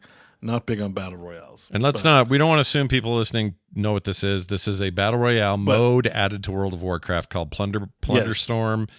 It's called Plunderstorm, and you don't have to log into retail WoW at all. You don't even have to have a character. It uses none of your character stuff. Right. But you do have to have a sub. You do have to have a sub. You do have to be subbed. Correct. But let's get on to what John was saying. So, and the battle royale aspect, it's well programmed or functional or whatever. It's just a genre thing. You have to ask an expert in that genre what they think. Yeah. If it's a good one or not. People like But it though, yes, even though I've seen a lot of people that like those John things. and I that like can it, take so. full credit for the inspiration for the design of the combat in this game. Yeah, Right. you're welcome, Blizzard. I hope you all love it because Yeah. Bo and I. We talked about this either years Kyle ago. or Jason. I don't remember who was on the show, but we invented this Shieldwall. game years It was ago. Jason Lucas, right? Was it? See, I always think it was Kyle, but it could have been Jason too. No, it was it was one of the Shieldwall. episodes where Ben wasn't there, and the Yeah, three of us I'm pretty invented sure- Plunderstorm. I'm is pretty what sure it was happened. him. And basically the gist, because we were talking to Halinka like directly and throughout half the show. Yeah. The irritation was and has always been with World of Warcraft, like we can't have cool shit in PvE because it makes PvP broken. Rogues will be out of control if we up the damage, and it's like happening in SOD right now. By the way, PvP is like a burst meta off the chain, and I'm just like, oh my god, just decouple what you can do in not heroes in PvP from PvE. There's a whole new moveset. Yeah, you're still a rogue. Great. You're still your character. But, like, that's it. Like, just give you the rogue kit. Yeah. And it's just balanced. You don't bring any of your PvE. Your gear don't mean shit. Just play a PvP game. And that's what this is. Except there's no classes. You pick up the abilities off the ground and customize and upgrade. As a battle royale. It's like picking up guns and stuff. Right. But the abilities are phenomenal and flashy. Like, it's not just like, oh, here's my super arrow, I'm a hunter. It's just like giant, like, pew, arcane, like, blasts and stuff. Like, and there's no auto like attack, right? It's all deliberate attack. there's no auto attack. Yeah. You have to manually hit, and there's a hitbox, so you can dodge the hit, and they can dodge the hit. Yeah. It's like it's good. I'm like, this should be in the game. Like, they should throw out the old PvP and just put this as PvP in World of Warcraft. And yes, John, we can take full credit for the combat system we told them to make 7 years ago or something like that. We told them because we said that the problems were that PvE and PvP being coupled together was a problem, and we also said there are too many barriers to entry. Sometimes I brought up core. We talked about core on the show because we said, like, we would have raid night. And Scott, you remember this. You were there. Yeah. And we'd be waiting to see if we had enough people for raid night. And the second they said, no, we didn't get enough people, the three of us were like, awesome, bye. And we would go and log out and get into Heroes of the Storm. And we would play Heroes of the Storm instead. And I said, why is that? It's because there's not as many barriers to entry for us to all sit down and play a game together than there is in World of Warcraft. World of Warcraft, you have to have a sub. I will say Plunderstorm, I don't think it should require a sub. No. But if you want to carry that stuff into WoW, obviously you would need a sub. But I think to play it, I don't think you should need a sub. I agree. You need PvP talents. Let me go redo my talents. I need PvP gear. Mm-hmm. You know, you're playing PvP and you're like, well, I could be better if I actually had the right talents, and so this is a big giant fucking waste of my time. Sorry, swore. Yeah, but like that's what PvP feels like, because I'm like, either I'm fully invested 50 hours a week in playing PvP, or it's a waste, and I don't get cool shit in PvE because it's gonna break PvP in my game. And like, this is what PvP should be in World of Warcraft. So Right. And instead it's easier to just go, well, let's just go play a different game. Like, and that's always going to be simpler until they learn, you know, like, hey, it's a lot easier if you guys can just go do it. Just queue up together and go do it and go play it. And it's really cool to see them do this. I hope this mode is incredibly successful for them, because then it proves that I know what I'm talking about when I talk about World of Warcraft, and I love being right. So it will feed my ego the more you all play this mode. So go out there and enjoy it. Enjoy Plunderstorm. Bo and I will accept your thank yous.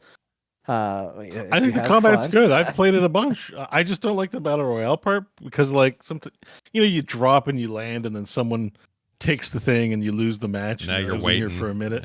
Yeah. Like, I don't know. I want to do like a Warsong Gulch, but with this combat system would be a lot cooler, you know, and if it was more even. But I think I think there's some, I shouldn't say there's rumblings, but I have heard some say that if this goes well and continues to be received so well, they will stop calling it a temporary mode and make it permanent, and B, maybe you'll see a more expansive look at PvP outside of WoW, and then you guys will be even more right. You know, Yeah. I'd be down for that. I think that's a great thing. This is actually a lot of PvE people were all irritated by this announcement. They wanted pirate themed PvE content, and I understand that. Yeah, but so do I. But one does not have to have the other to exist. But No, like they've been not at making all. both content types for years. It's not like you're losing PvE at the expense. yeah, of PvP. it's stupid the way people reacted, and I'm annoyed by it. But but the fact that they did it at all. Even though I kind of feel like BR is a little antiquated and I'm tired of it, I still think this is a great thing to see them do. This is outside of their box, and I think we should celebrate this shit. This is great. So No, it's a good one. It's a surprise hit. I was like not caring at all, and then I saw a bit of gameplay of it, and I'm like, oh, you have your gear doesn't matter, none of that stuff. It's all just in-game mechanics. So like. It's like the WoW engine. It's like very competent. It's very fleshed out. You have all the races and like your avatar. They have like it's like it looks beautiful. And the game, because I've been playing SOD, has full render distance, which is awesome. Yeah, I'm playing retail and I can see the mountains. It's incredible. Oh yeah. So it's like it feels like a really good experience. And I'm like, yeah, you can just program. You can do it's the Hearthstone thing. How they made Battlegrounds, right? Yeah. Like, yeah. Mike still plays Battlegrounds. Mike barely plays any games, okay? But I went to have shawarma with him one day, and he had his phone open. He's like, "Yeah, check it out. I'm playing Battlegrounds." And I'm like, "You're still playing Battlegrounds?" He's still. It's been like 10 years. He still opens his phone and plays like 2 matches of Battlegrounds a day. Yeah. And doesn't pay. And he's always like bragging about how he doesn't pay for it. He's like, "It's the best game. It's free. Don't pay nothing." It's the same I'm principle. like- They took a thing like Hearthstone and said, well, let's add a thing to it. And it was a little bit of riding the coattails of a trend, right? Just like Battle Royale is a little bit. I don't know when But they they've started done a this, lot but to say the Hearthstone client is an ecosystem for Yeah, all kinds exactly. of game modes. Who said it? It was oh shit, that guy we know. He moved to the Hearthstone team. Celestalon. Celestalon. It was just like, I remember at one point listening to him talking about it. It's like, oh, it's an environment or it's a whatever, and we're going to bring all kinds of game modes to the Hearthstone. The idea of cards in Blizzard terms. Yeah. So yeah, that's what PvP should be. And like WoW saw it as a good example of it, because the PvP is like they're doing cool things, but it's like broken. And I don't want them to balance it because I don't care about PvP. I want the bursty dumb shit for my runes, please. But there's, a lot of crying about it because they are doing PvP modes because, it's an activity. It's just meant to be an activity, not like a fully competitive balanced mode. Because how could you? How could you make PvE fun and do PvP? It's like none of these games that try to do both have really been successful, but ones that just do the PvP are great. Yeah. It's like WoW came the closest. But that's still so far from being good. Like now I love this idea that I'm no longer you don't need those people in the same place, and they don't need to fart around with the same problems. Have PvE do its thing. You guys were right about it. Everyone's always been right about this. Yeah. This decoupling needs to happen. Yeah, and just to put the hype before everyone goes resubbing, put the hype into perspective. This is for Warcraft enjoyers. Like, this is not going to blow your pants off. So there's going to be a lot of hype, and you'll be like, shit, I need to resub and go try it. You've played Battle Royales. If you picture what you think a Warcraft Battle Royale feels like, it feels like exactly that. Sure. So, like, if you're curious, check it out. And then, but like the only rewards you get, it is like a rewards program for the main game because you pick up Plunder, which unlocks cosmetics mostly in retail and then a little bit in Cataclysm. Does nothing for SOD. And I don't even want that. I hate that element's in the game. Like, it's almost like they do a lot of activities like do this side mode so that your character gets some shit. And I'm like, if this is good enough, I don't want anything in any other mode. Right. Plunderstorm rewards for Plunderstorm players. Like, make the game, develop the game mode further. I'd also say just ditch the Battle Royale and do like some real, just basically playing heroes at that point, I guess, but just some PvP. But the actual fighting system is cool. Like it is. I'd do some different control way to play Warcraft. Like you never play Warcraft with these controls. They get the modes that are already in PvP and WoW could move over too to be part of these modes. Like you could have your Battle Royale mode, but you could also have your command and control mode. You could have your team deathmatch, whatever you want to call it.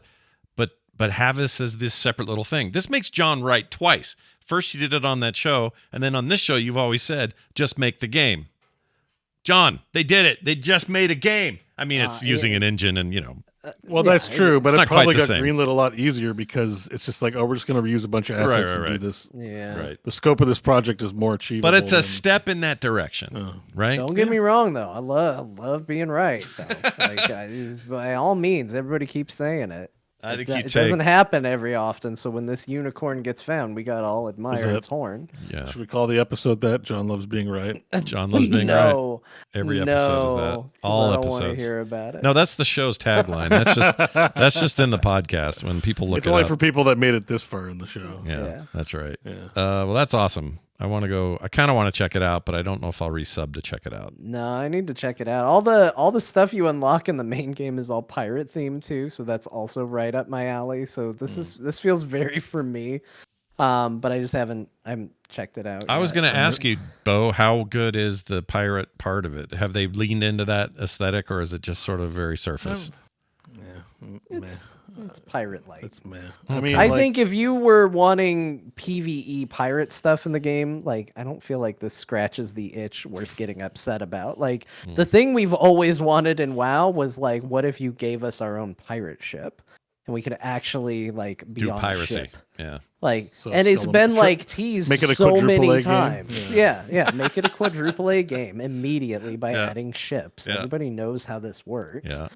And So I want to highlight again just on this game. It's like it's not. I'm going to be a Plunderstorm player. It's cool that they're doing this stuff. The pirate thing, I can take it or leave it. The main victory here is they've shown they can do PvP in a different and better way than shoehorning your PvE abilities and gear and talents into some cacophonious weirdo version of PvP that's only for sweaties. Like, and that's like that's been the problem with WoW PvP. It's like it's for somebody, but you know, Only for sweaties. Cacophonius was my favorite Greek philosopher. Too. You like Cacophonius? Yeah, the words of Cacophonius rang very true for me. Cacophonius's verses was a great. It's a great seminal text from those times. Dude, only for sweaties is not going to leave me very soon. I love that. That's a great phrase. It's a great underwear brand. Yeah. So Onlyforsweaties.com. OFS. All right. Yeah. Anyways, that's Plunderstorm. If you do happen to have a sub, I do strongly recommend you check it out and see how WoW PvP can be good for once, finally, in the history of World of Warcraft. Yeah. Now, yeah, I don't have much else to add in my game time played. We obviously did Baldur's Gate 3 multiplayer. That's continued, as well as Season of Discovery continues. You know, I've been playing less because I got to play other games, but we're still raiding and having a good time. So, Well, nice. Very, very cool. That sounds like we all had a pretty good time this week, except for John post move. I mean, you had a good time, but you know what I mean. I had an okay time. It's Yeah. just they say they always have that list of like, here's the most stressful things in the world, and moving is really high up on that list. I don't remember what number it is, but I heard it prior to the move, and I was like, it's not that bad. I've moved before. It's not that bad. You've done this It's before. different when you know you're staying where you move, and it's the whole household and a baby and all this stuff. Like I understand now why it's so high. Because I really did just retreat into anytime my wife was like, hey, we're gonna go over to the old house, get some more stuff. I just like went into the office, looked around, saw I had about 1 million things to do, and went, what if I just played Civilization? Just sat at my great, computer dude. and felt better because I was building improvements on tiles. Sure. This was fantastic. You did the right thing. You did, but I also feel your pain. Although I will tell you a funny story. I tweeted this, so if you follow me on Twitter, it's redundant, but I thought you guys would get a kick out of this. Is so part of this process, it's a new house. So we're in contact with the builder, and they want to know if there's anything wrong with the house, if there's anything they need to come work on, if we noticed any problems, stuff like that. And they're doing a lot of development in my area, so the builders and all that are still in the neighborhood and whatnot. And he had texted me, and he was like, hey, did you have anything else we needed to come check out and take a look at, whatever. And I had a few things. I knew my wife had a few things. And I just didn't feel like going and gathering the information and responding to him. So I kind of ghosted the text. I didn't respond to it. And I went into the office and I sat down at the computer and I started playing Baldur's Gate 3. And I noticed motion outside my window. And I looked outside my window and the builder who texted me was outside walking by. And he looks in at the window at me. And I look out the window at him. And our eyes meet. And he sees me just busy at the computer playing Baldur's Gate 3 instead of responding to his text. And I thought, oh no, I'm caught. I can't. Oh, no. He knows. So I just went over and pulled the curtains down and continued to ignore him because I was busy. Oh man, I love that. You did what I do. I would have done that. Yeah, I felt like that. Yeah, that's very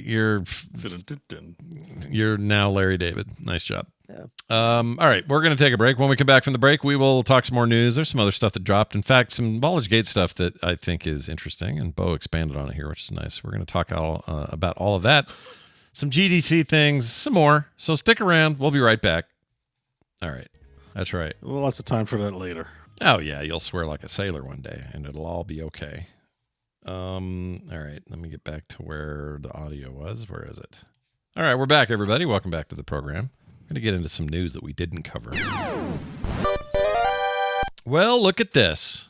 We talked about the Blizzard thing, so we'll skip over that for now. But they released a Battle Royale mode. Everybody was like, ooh, 100 players enter, one leaves. And I went, 60 players enter. Actually, it's fine. 60 players, not that good. Yeah, it's not that good. I mean, come on.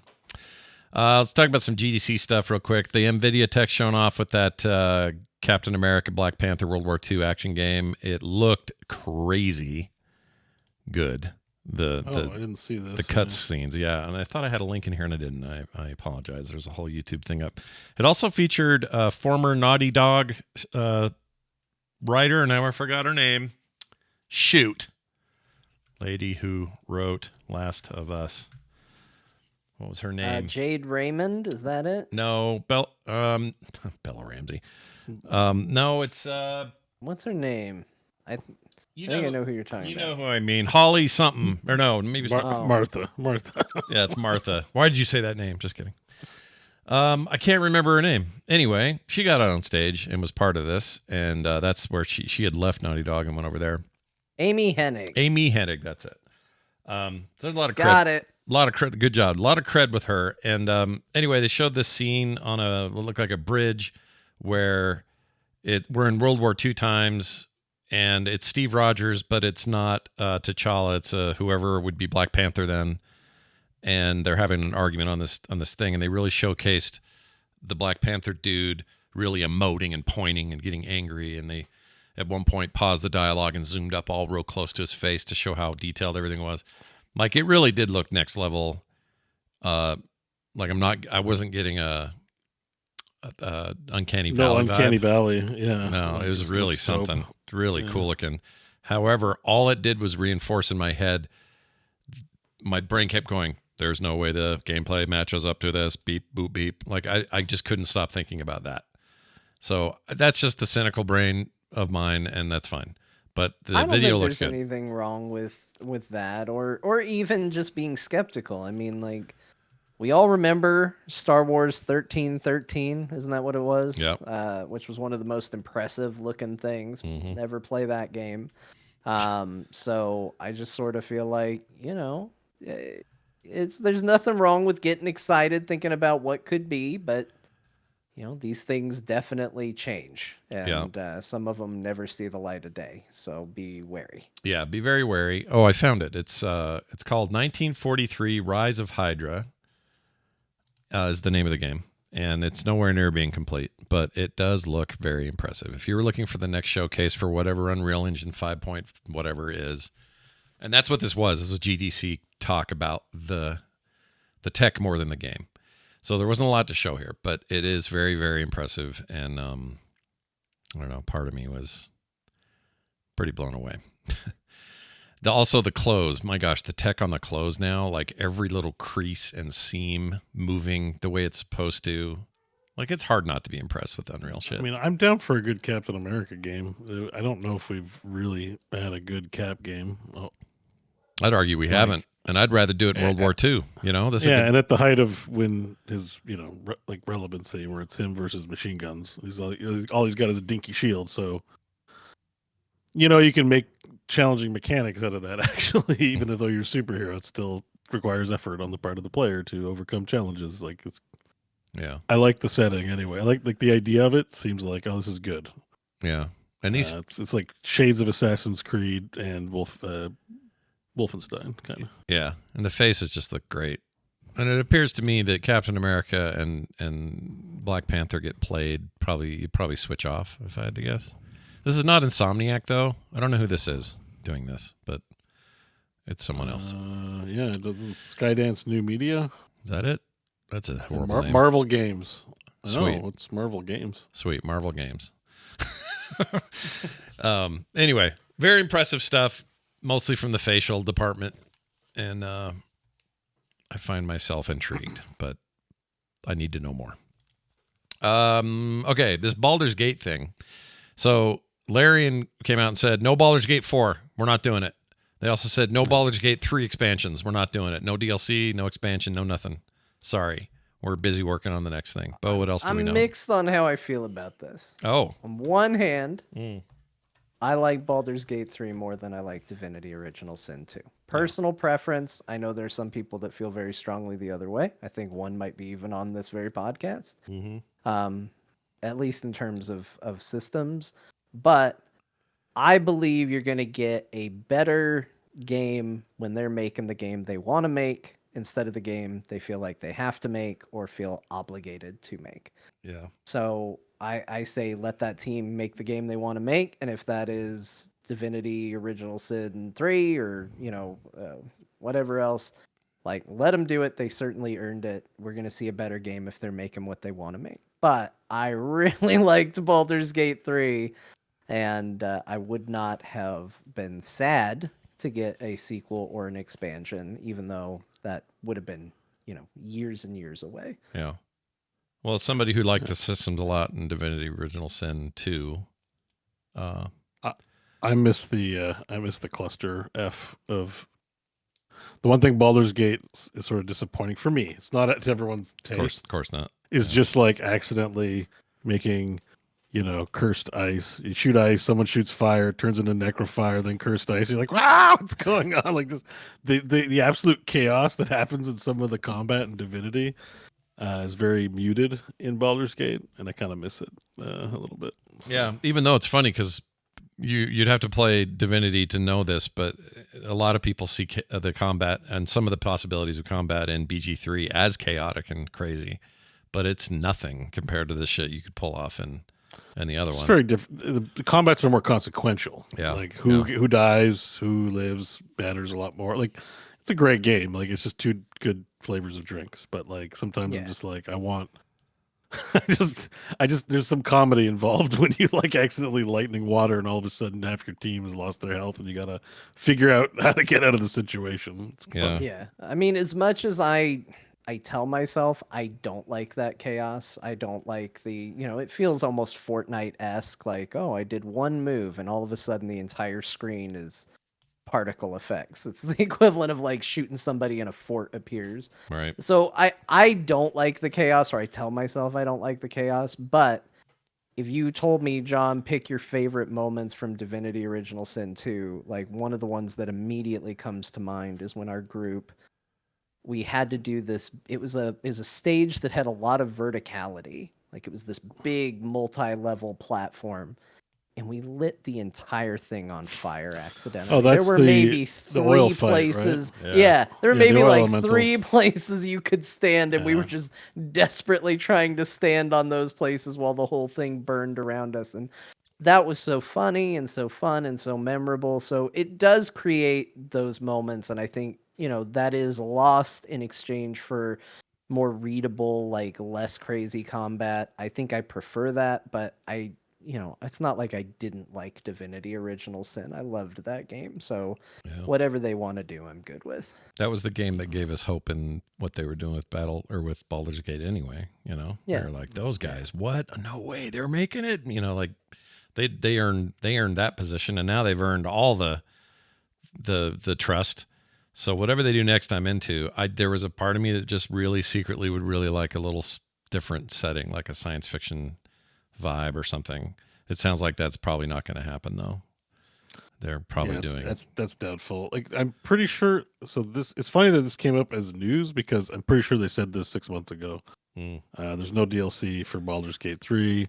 There's no sequel for Baldur's Gate 4, and we are working on like Sven was just like, I've been working on Divinity Original Sin 3. I have a story idea and I've been developing it. So I guess this is just a repetition of what they said previously to remind people.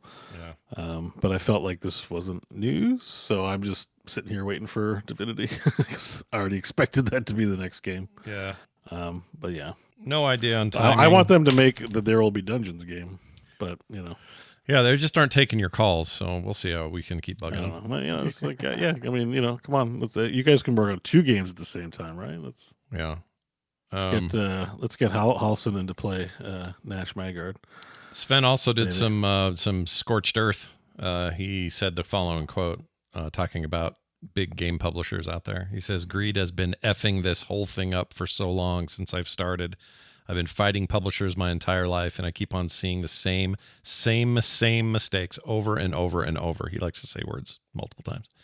It's always the quarterly profits. The only thing that matters are the numbers. And then you fire everybody, and then the next year you say, shit, I'm out of developers. And then you start hiring people again. And then you do acquisitions, and then you put them in the same loop again, and it's just broken. You don't have to. You can make reserves. Just slow down a bit. Slow down on the greed. Be resilient. Take care of the people. Don't lose the institutional knowledge that you built up in the people that you lose every single time. So you have to go through the same cycle over and over and over. It really pisses me off. He really knows how to say this stuff and succinctly. Amen.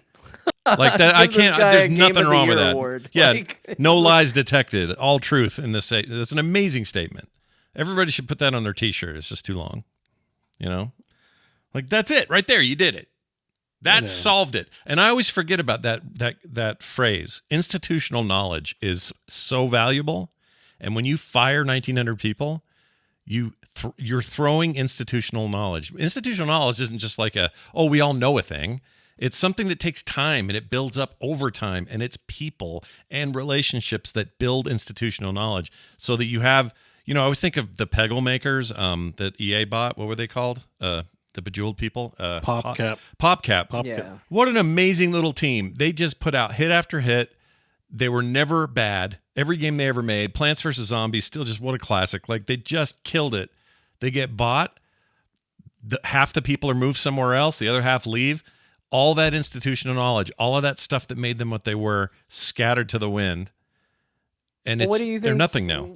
What do you think we're talking about when I say, like, why doesn't Diablo 4 seem to benefit from the knowledge of Diablo 3? Right, same problem. It's not the same people. Right. Like, it's very easy for me, especially, to say, like, well, how do you guys not have the answers to these problems? Because you had it a game ago. But the reality behind the scenes is it's not the same people. Right. And so it probably wasn't even, we know it wasn't throughout all of Diablo 3's life cycle. So you lose that. And I think that's where so much frustration comes from when you look at, because we are so inundated with sequels these days, and it feels like it's becoming more and more common where you get a sequel and you look back and you go, well, why wasn't this an issue in the last one, but now it's an issue in this one? And that's exactly it, because they can't keep the same people. The people that figured out these problems are gone, and they have to figure out the problems all over again. Yep, and robots aren't going to fix that. That's the thing you cannot replicate. I don't care how advanced AI gets. You can't replicate it. And when Blizzard was at their best, that was a place of institutional knowledge. When other companies you admire are at their best, love them or hate them, Apple has really good institutional knowledge. That's one of their strengths. And they maintained it. When Jobs died, Tim Cook carried it forward. There are others like that. where you can just sense it. It's like they don't forget where they were, what they did, and what their core values were. And I don't just mean like, behavioral stuff. I mean like, what do you make and why do you make it? And then they stick to those things. Again, for good or for bad. Doesn't mean they're always good, but there is a power in that, right? And game companies are maybe the best example of this because they're making this creative thing. And if we go, wow, remember how great such and such was, but now that's not the, BioWare was. What is BioWare now? What is that? I don't know. It's not even a name barely. It's like what the frick? That's the biggest example in my mind anyway of like just flushing your institutional knowledge down the toilet. This guy is it right. He is absolutely right. I hope he can keep it that way because, man, what a thing we lack now, in this business. It is what it is, and it's sad to hear it that it happens. But I'm assuming these guys who make these decisions do it with intention. Yeah, They do it with intention. They want to. It almost feels like losing is winning for some people, financially speaking. And I don't understand the mechanics, and I think that's why it looks so frustrating, and it sucks for us and for the people who work there. Yeah, mainly the people that work there. In that business, by the way, I just noticed that our Zoom video has an AI companion button, so I clicked it and sent you a request to enable AI companion. I don't know. I don't know how it's going to help us, but apparently there's AI to help us podcast. So it's funny. It popped up in front of having a podcast. It seems it popped up in front of me, so I didn't see it right away. But if I put it over you here, let's see. Zoom will use AI technology. Let me read this over here, which may include third party to provide an AI companion service. Participants will be asked questions about the meeting to the AI companion, which will provide responses based on the meeting transcript. I'm going to hit I feel like you should have used fewer ums and uhs. It's going to say. Let's see if maybe we'll have the best podcast in the universe. No, here's what it'll say. It'll constantly say, "Why aren't you doing audio? I only hear video. I only see video because we don't do audio through Zoom. So it's not your going to be able to do meetings this. will be better if they can hear you. You should try enabling audio now. I'm hitting not now. It can't read our lips. What kind of shit AI is this? I know, right? Artificial a-hole. That's what the A stands for. Got him. The other way you can do real well in this industry, it seems, if you're smart enough and get lucky enough, is to be a single developer making a massively popular game like the Stardew Valley guy, Concerned Ape. He has single-handedly smashed Steam's player records after the 1.6 update release. Concurrent player record for a single-player game absolutely decimated with, let's see,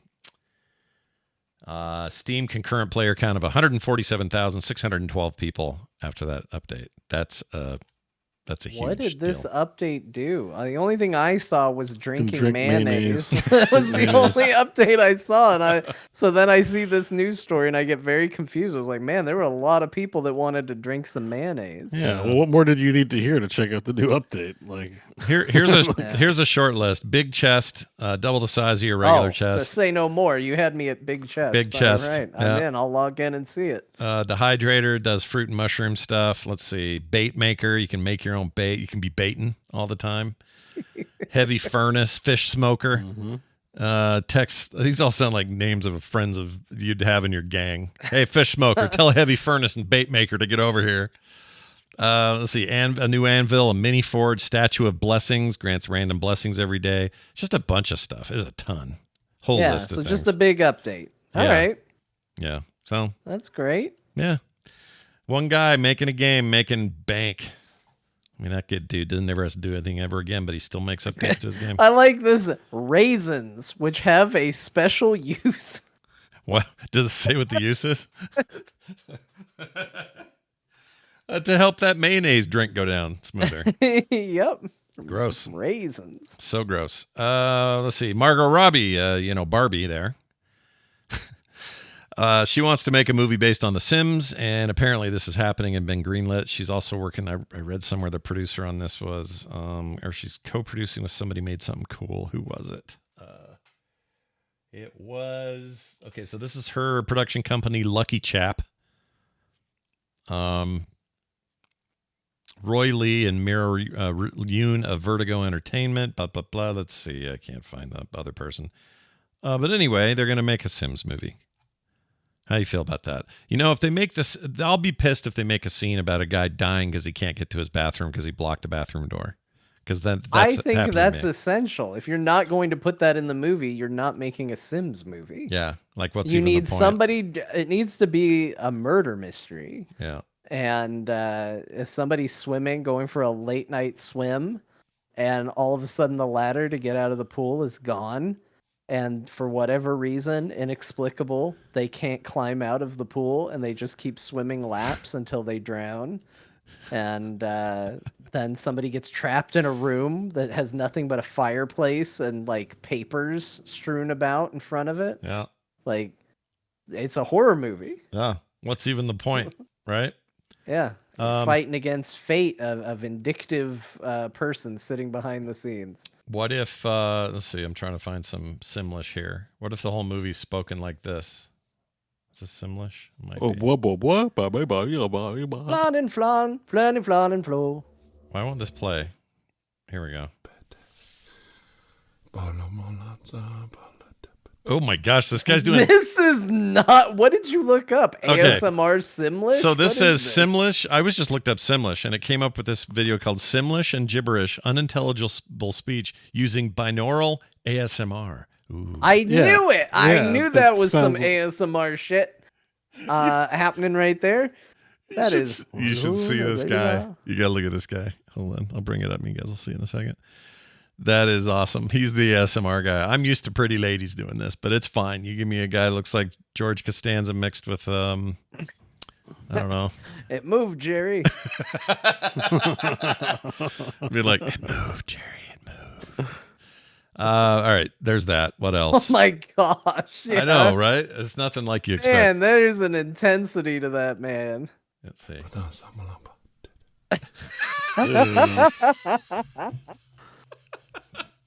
Gross. Very uncomfortable now. Man. What else? Balatro. I Balatro. We still don't know how to say it. My favorite card game on the Citadel is currently hitting it hit 1 million sales for its first month. Another single developer, one guy. Man, these guys do a game in a weekend, Bo. You're a millionaire. Yeah, With Jesus that kind Christ. of sales, maybe he can learn the rules of poker and make Bo feel better about the game. That's right. All right. Game is a big Fine. hit. It's a fine game. Enjoy your not quite poker. Sure. It's on consoles now too, I should say. So you can get that there if you haven't already picked it Yeah, up. apparently coming to mobile too. Oh, perfect place for it. Yeah. I'd probably buy it again, to be honest, for that. Although the text would be real small on my phone. Maybe he'll do a good UI update on that. Let's see. And then we got this Neurolink thing. This is the Elon Musk chip in your head thing, isn't it? Neurolink. Yeah. But they did have a video of a guy fully paralyzed from can't use arms or legs, and he was controlling his laptop to play chess. So it was game related, and I was like, all right, That's pretty cool. I mean, look, we may be all, we're all like, oh, VR, no, oh, this and that. We might all be just jacking into the Matrix in 5 to 10 years, and everyone else could be wrong if this Neuralink really does take off too. Yeah. And there are others. There are other implants coming out that are similar. I think there's a future in this. I just don't know how. I mean, I don't know when. It still feels very much like sci-fi, but it is still neat that they're able to do something. So I think it's cool that this guy got to play Civilization 6. Me and him on the same wavelength. Yeah, exactly. That was the other thing. I like that it says in here, admitted he stayed up until 6 a.m. playing Civ 6 after receiving the implant. Wow. Hell yeah. Apparently we both are like, oh, that's what I'm doing with my time right now. Yep. And, clearly a proper Civ player when you're staying up until the sun's coming up going, oh shit. Yeah. I need to go to bed. Just scaling out the product from the personalities involved here, that it is like, if we are, there is in the world a device that you can plug into your head and play Civilization 6. That deserves some praise. I agree. It's like, it's cool. It's Fully cool. agree. And it's for accessible, even if it's just for people with accessibility issues, that's a big win for as long as it's affordable and widely available. I think it's pretty cool for them. Yeah, So, I agree with that. I think that's actually pretty awesome. And it's also just better than just saying, this guy got to move a block around. on a screen, or we've heard of that before. That's been a thing with stimulators and stuff. But this is like, no, he's playing Civ freaking 6. That's a big involved game. Just one more turn, like John says, till it's 6 a.m. I mean, I think they still have an option where you use the blow thing. Yeah. Potentially, like I think there are some options to control games if you can't use your arms and legs, but this seems way better than anything I can think of. Hell yeah, this would have been good for maybe what's his name? Can't think of his name. Who was in the wheelchair? The famous scientist. I can't think of his name. Stephen Hawking. Stephen Hawking. Instead of going to Epstein Island and getting BJ's or whatever he did, he could have done this. The memes of that, by the way, were unhinged. Oh, they were unbelievably great. They were so good. Also, look at this guy pointing at you from the ASMR video you guys have put in chat. Scott, I've never seen a more intense like finger point than this. Yeah, this guy's great. How many views also, does how this does have? his Who hand wants seem more real than mine? This video has 34,000 views and he has 253,000 subscribers. He's doing all right. He's doing fine. Like, it's shit like this that makes me want to scream sometimes doing what we do. And I'm like, you want to watch this in droves, but not Core, the best gaming show I know on YouTube. Like, what is wrong with well, we get audio listeners higher than these numbers, but I know that audios are bread and butter, but I'm just saying for the VOD on YouTube, I'm always shocked how little, what great content we have, how successful we are, and what a wonderful community we have, and somehow YouTube's like, oh, let's not give that to anybody. It's because we're not. But let's give this asshole's fingers look at that to people. Finger point, bro. You can't deny that finger point. Listen to him. And he's gonna speak Simlish. That's a talent. Listen to this. That makes me want to die. This is hack work at its finest. Oh. He isn't. What we need is we just need hours of Scott doing his wololo lololo into a microphone, and it'll go big. Yeah, that's the Bo, you pointed it out. People do nonsense, and that's what blows up because people are still like, "Whoa, this is nonsense," or it's engaging because the guy's pissed or he's riled up, or all this shit. We don't do any of that. I know, Scott, can you please, just for an experiment, please, just turn up the gain or whatever you got to do, audio real loud, do Core ASMR to relax and sleep to, and have it just be you going, wololo, wololo, and just do like 3 minutes of it and put it on YouTube of you just going, wololo, lololo, and Let's just see if I can how do it does. I'll do it right here. That's even a good impression. I see how well I did it. It sounds just like the real thing. It sounded like a different file. Please just do it. I just want to see what kind of views you get on Okay. it. All right. We're in. You know what? Experiment. We're doing it. That's fine. My latest Mario one was pretty fun. I don't know if you guys saw it today, but you can tell. Did you see it today by chance? I don't know if you guys saw it. If you haven't, go look it up. It's Mario talking about Dune. He gets a letter from Toad. It asked him. Look at this. Sorry. Here's what he says. Hold on. The very first part. Hey everybody, it's me, it's a Mario, and I've got a question here from a viewer. Yeah, my little animated Mario, and he got a letter from Toad asking him what he thinks of Dune, and I'm not going to spoil it. You're gonna have to go. Okay. Do you do a Toad impression? No, I don't. But Toad's got the worst voice on the planet. I'm sure there are Toad. Let's see, Toad singing. You got to hear this. You got to hear this, dude. You're about to shit yourself. Here. This is okay. You know the song Chandelier? Yeah. By Sia? Yeah. Here's Toad singing Chandelier, or part of it.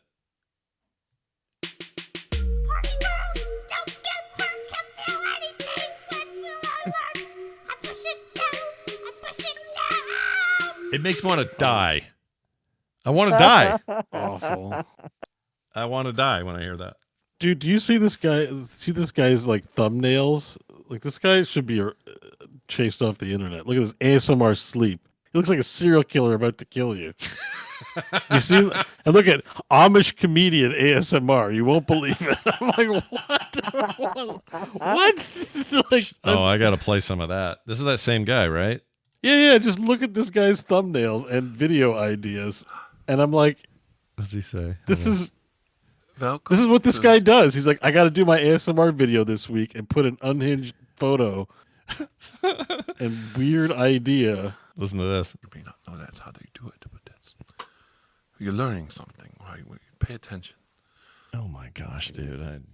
We're doing it wrong. Look at all the views. That gets more views than our YouTube video. Way more views. 32,000 views for this guy. Yep, we're doing it wrong. It's us. It's not them. It's us. Yeah. Like if I did this, everyone would like. Maybe we'd like it if would you listen. You just go do it. If you do it earnestly, maybe people would love it. Why do people want? I still want to see ASMR? what Scott's does, so. You know what, John? I might try it and just see as our Just do it. experiment. And Just only do it. us and core listeners will know that it's an experiment. I won't say anything else about it. It will just go up and say 3 minutes, wololo ASMR, and I'll get all dark in here. Yeah. I'm doing it. Look at Make this sure Cobra. you do lots of good words for your search optimization. Yeah. So get all your core words in there. Yeah, all my shit in a row. Yeah. Make sure you say that it's for sleep and relaxation. Although, Look at this. Today I got vaccinated ASMR. right, fall asleep in minutes in the description. Cobra Kai ASMR. Yeah. Alien egg ASMR. Ooh. Sleep aid time loop skeleton hands ASMR. The Lord of the Tingles ASMR. Lord of the Tingles. Grinch ASMR. But John, he did a Dr. Octopus ASMR where he put on a claw, like a 3-pronged Doc Ock claw, and did it. Well, that's cool. Yeah, let's see what that You sounds know, like. that's what I always think of when I want to relax. Is like, what if Spider-Man's nemesis was trying to grab me with his metal claws? Oh my gosh, this guy. It's Spider. I think this guy might actually be. He's smart. onto something. I think this guy's onto something. I don't think this is trash. I think this guy's funny. Oh my gosh, that's so I dumb. think this guy's a great. This guy's done internet so many. comedian. He's prolific. Like That's incredible. Well, to me. he probably looks at whatever trends are on YouTube and just goes, "Okay, this is my whatever thing is trending on YouTube ASMR." Yeah. So everybody's talking about Cobra Kai. Great. Here's Cobra Kai ASMR. So I'm gonna sit there and go, "Hiya, karate." like what else is popular right now? That right now he'd be going, AI. Oh my AI god. ASMR. Bill O'Reilly top 99 sex acts ASMR. What? Bill O'Reilly. Oh, Bill O'Reilly. Wait. What? Why? What? What is going on? Does he with say, this guy, dude? I'm doing it live. I'm doing it live. Look, F it. Doing it live. the Bill O'Reilly deposition ASMR. Like what is? I mean, I think John nailed it. He got a little traction with regular ASMR, and then he just started throwing random shit in there and doing ASMR about it. I mean, he's got some videos. There's one here with 730,000 views. Pyrokinesis ESP ASMR. Good Lord. That sounds like shit. Yeah, hang on. What's his top viewed video? Hang on, I need to know. You must know. Sorry. 3.1 million Reiki Eternal Time Loop of Hand Movements ASMR. Infinity Time Loop ASMR. Cleaning Fixing Woody Toy Story ASMR. I mean, it's not hard to find out what's trending on YouTube. Right now, you go to trending. What's trending? Oh, look, the House of the Dragon trailers. So here's my official House of the Dragon ASMR. Yep. But here's the thing, like, I don't mean to be like this, but I look at the thumbnail of who's doing the ASMR, and I'm like, no thanks. Yeah. But apparently 3 million people wanted to see this guy do Reiki time loop hand. Yep. Yes. Yeah. He looks like someone's skeevy accountant that stole money. I don't like him. Like, look at this terrible Thanos cosplay, dude. Like, holy shit. He's not even using fancy mics. He's just talking into a regular mic. You can hear the room going. You hear like a dryer in the background going. It's really stupid. And he's probably that guy's probably pulling down with those numbers. That's about $10,000 a month. It's got to be view botting. No one wants to watch this. You might be right. I don't know. All right. Well, no, he managed to get about 15 minutes out of us. I know. You know what? That's the proof right there. We just talked about that guy for way longer than he deserved. So he's doing something Something right. All right, Bo Schwartz ASMR next week. He just got you, this guy that should be chased off the internet, to link us 1, 2, 3, 4. Yeah, because I'm linking six, I'm videos linking, plus a 7th that Scott watched. Yep. It's unbelievable. It's like just unbelievable shit. That's why I'm like, it's incredible shit. Shit for sure. Shit is the the operative Bill word. O'Reilly deposition, top 99 sex acts. Like I'm like, I'd be worried that the feds would come arrest me for watching a video labeled that. You know what I mean? You're on a list now after even just saying it. Well, all right, that's fun. Sorry. I got good. fascinated with this guy because I'm like, what the? But a little side. I'm always trying to learn how to do YouTube better, guys. You know. It's all part of the process. You got to get a Thanos costume. Yep, we're gonna learn. I got one comment and on my microphone. YouTube videos, and it was 5 hours of no more gone. No thanks. I'm going to play soccer. That was the last comment I got. But yeah, you're gonna watch this guy here. Okay, great. Sure. Awesome. Oh, I'm doing it. That's next. That's the next thing. Okay, let's do some of this here. We got this. That's a good question. We got some feedback, some correspondence. Get it? That's the email, text, things like that. We got a couple of texts here. I'm going to read this text from nobody. There's no name on this. It says, hey, I was listening to the latest episode, and I heard you guys talking about a game where you staff a colony full of clones for yourself. That reminds me of a book called We Are Bob, where everybody turns into AI, and they replicate themselves to control spacecraft. Really interesting book. So, Bo, this was that game we saw, or Bo and John. I don't think John wasn't here that episode. I think is the one. Yeah, I you don't think so. None of this sounds familiar to me. With the Barts or whatever their name was. What was it called? Others? Yeah. Thems or... No, I can't remember. Other thems, other me's or something. Anyway, it was a bit... Is that big Alters? wheel? Alter me's? Or whatever it was. There's a new game coming out. They got announced. The Alters. It's called The Alters. The Alters. That was part of the Microsoft or the Sony event. I forget who. Microsoft, I think. Microsoft, yeah. And it was... kind of a colony management thing, but the twist was, John, that you would replicate yourself to run different departments in this space age place. So, you know. We would be so screwed if that's how I got anything done. It's going to be 10 guys playing Baldur's Gate 3 ignoring each other. Yeah. Nothing would be done. There would just be more of me. Yeah. Oh, what a nightmare. But the conceit of the game was like these clones are created at certain junctures of your life that were like important decision points. So the day you decided to ask a girl out or not ask her out, that pivot point would be a clone that would have gone the other direction, and now you put him in charge of, whatever. So the idea is some tended evil or good or quiet or loud or whatever, depending on where that alternate reality would have taken them because of a decision. It's kind of interesting on the face of it. I'm not sure how the game will be, but I'll have to check out this book, We Are Bob. I'm down with that. Here's one. Cinema Devon wrote in. It says, hey, Core Crew, just wanted to say thank you for the amazing co-op date night game suggestions. They have been a blast. After hearing Scott and Brian talk about the Tron TV show on TMS lately, it got us thinking what video game would be most likely or even you would want to be trapped in. Tron style specifically. After co-oping BG3 together, we think we would easily live in that world for years. Cheers and thanks for the great show. P.S. Today is my wife and my 4-year wedding anniversary. I think he meant me and my wife. Anyway, so shout out to the always lovely Skywalker and her never-ending patience of my nerdy hobbies. Yes, that's her actual name, Skywalker. Oh, that's awesome. That is That's awesome. an awesome name. Nerdy as hell. Congratulations. 4 years is a good number. You're already beating the odds. So, yeah, like a video game that you'd want to live in,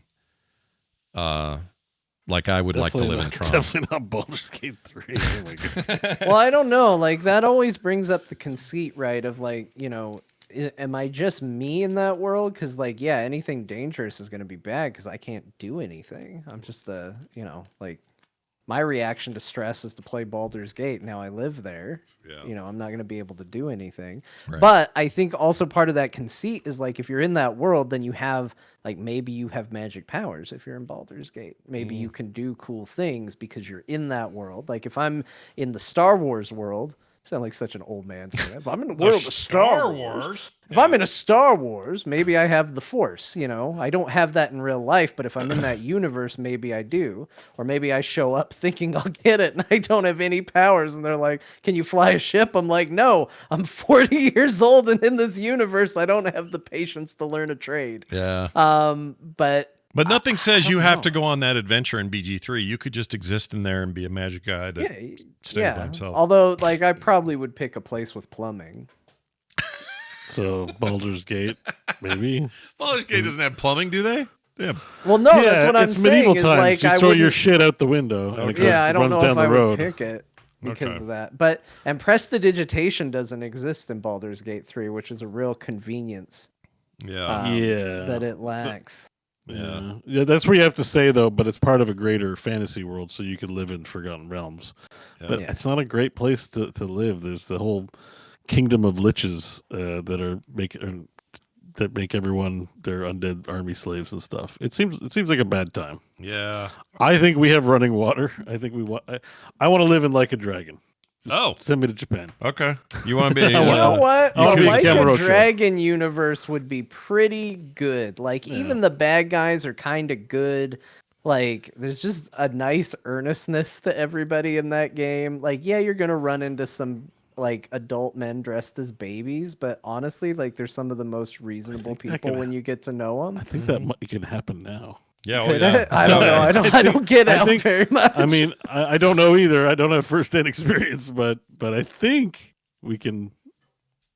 I think if Craigslist can get you set up. That's still a thing, right? Craigslist. Oh yeah, Craigslist still a thing. I'll never forget the BlizzCon 2015 or something like that, whatever it was, where there was this Craigslist thing went around where a bunch of WoW people were arranging this huge orgy.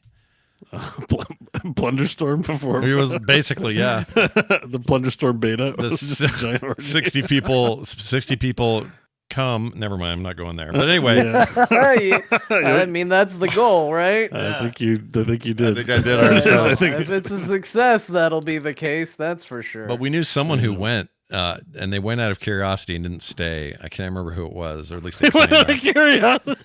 He claimed he They wanted would to do an orgy out of curiosity. He claimed he wanted to see if it was real because he felt like he was getting punked. Okay. It's like, I don't think this is real. But I signed up. It was investigative journalism. Yeah, that's what he says. He's I haven't heard from him in years, so I don't know. Well, I believe it. I mean, no reason to doubt him. He may have been telling me. It does seem like a crazy thing. Like, as I've been to some BlizzCons, I don't know why I want to fly out there and catch some chlamydia, but it's like.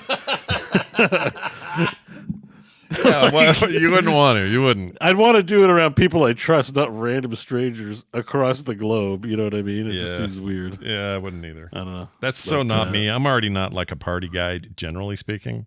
But yeah, I mean, it doesn't take much imagination. If you rent out, a floor of the Hilton, you could probably do some, some pretty epic banging. Oh yeah, I know there's some shit that goes on there that no one wants to admit to or mention. But I was always, I mean, it's fine. There's nothing. We're not going to kink shame anyone. No. Consenting adults, do your thing. Go for it. Don't care. Yeah. Not a problem. No judgment. But it just seems, I don't know.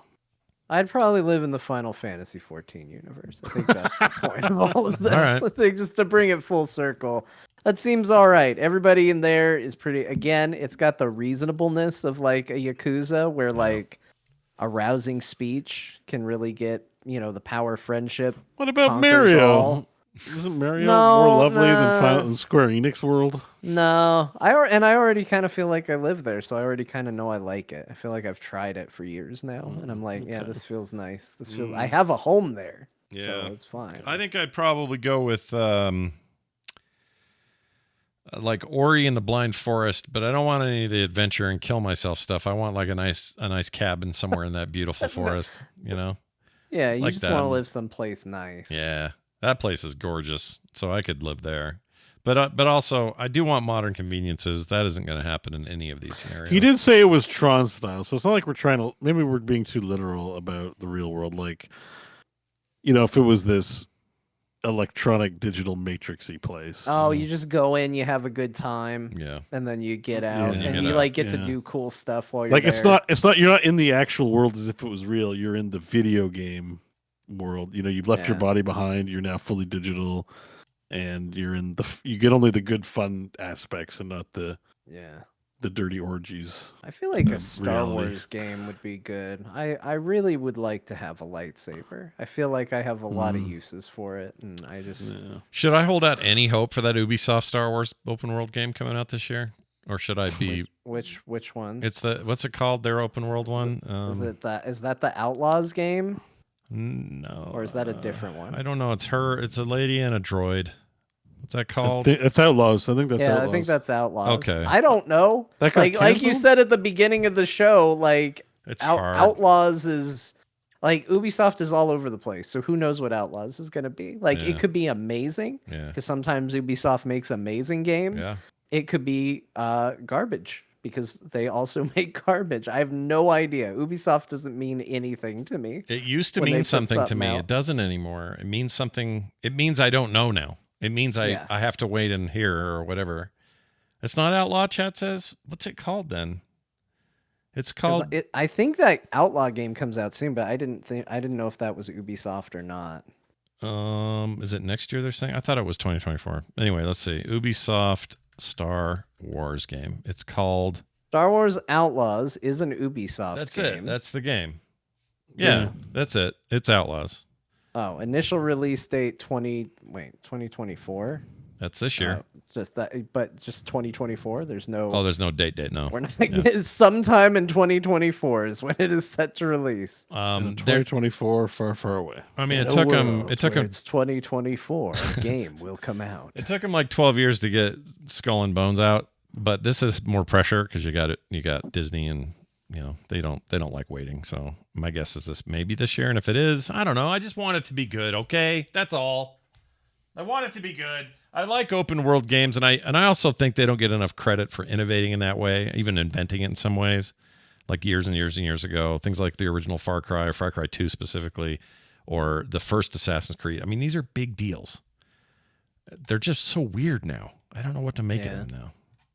Anyway, that's it for your emails and your texts. If you'd like to email us, talktothecore@gmail.com. And if you want to email us, that's what I just said. If you want to text us or leave us a voicemail, 801-471-0462 is the place to do that. I want to welcome some new patrons to the program today.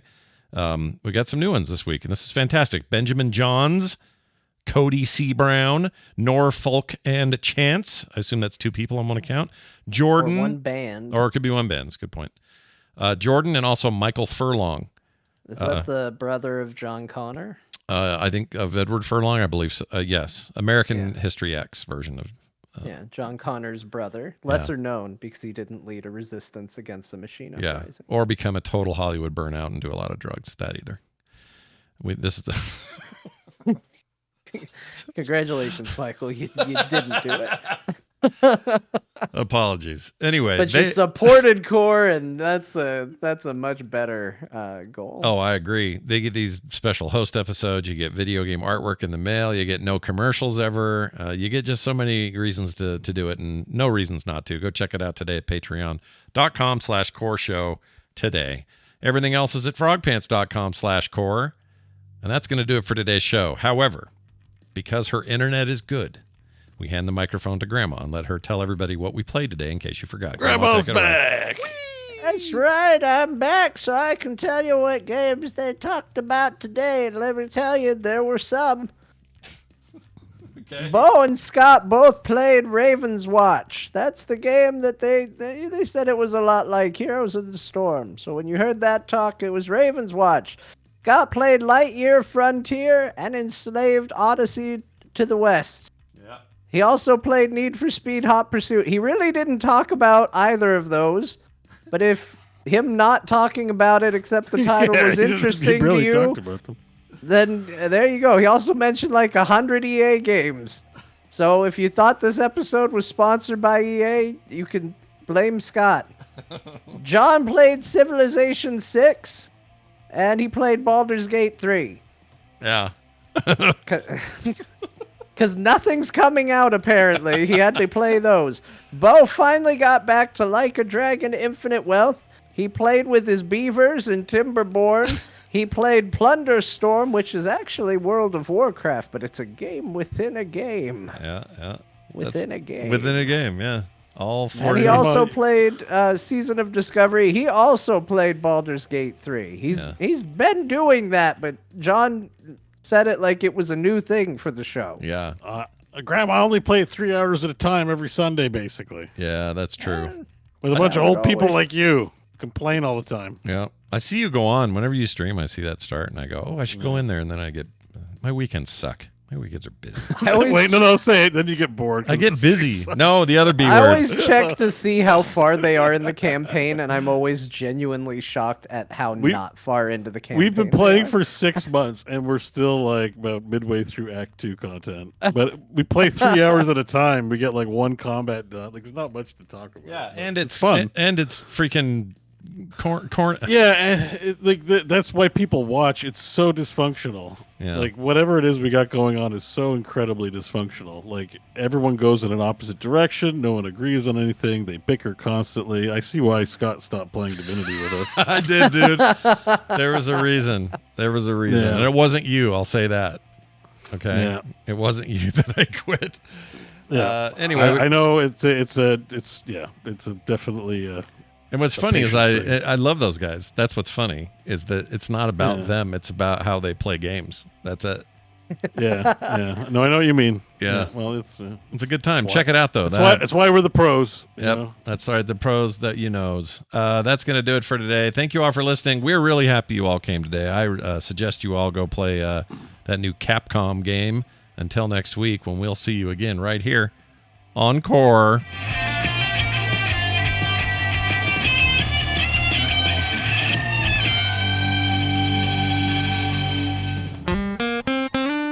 Get more at frogpants.com. How unusual.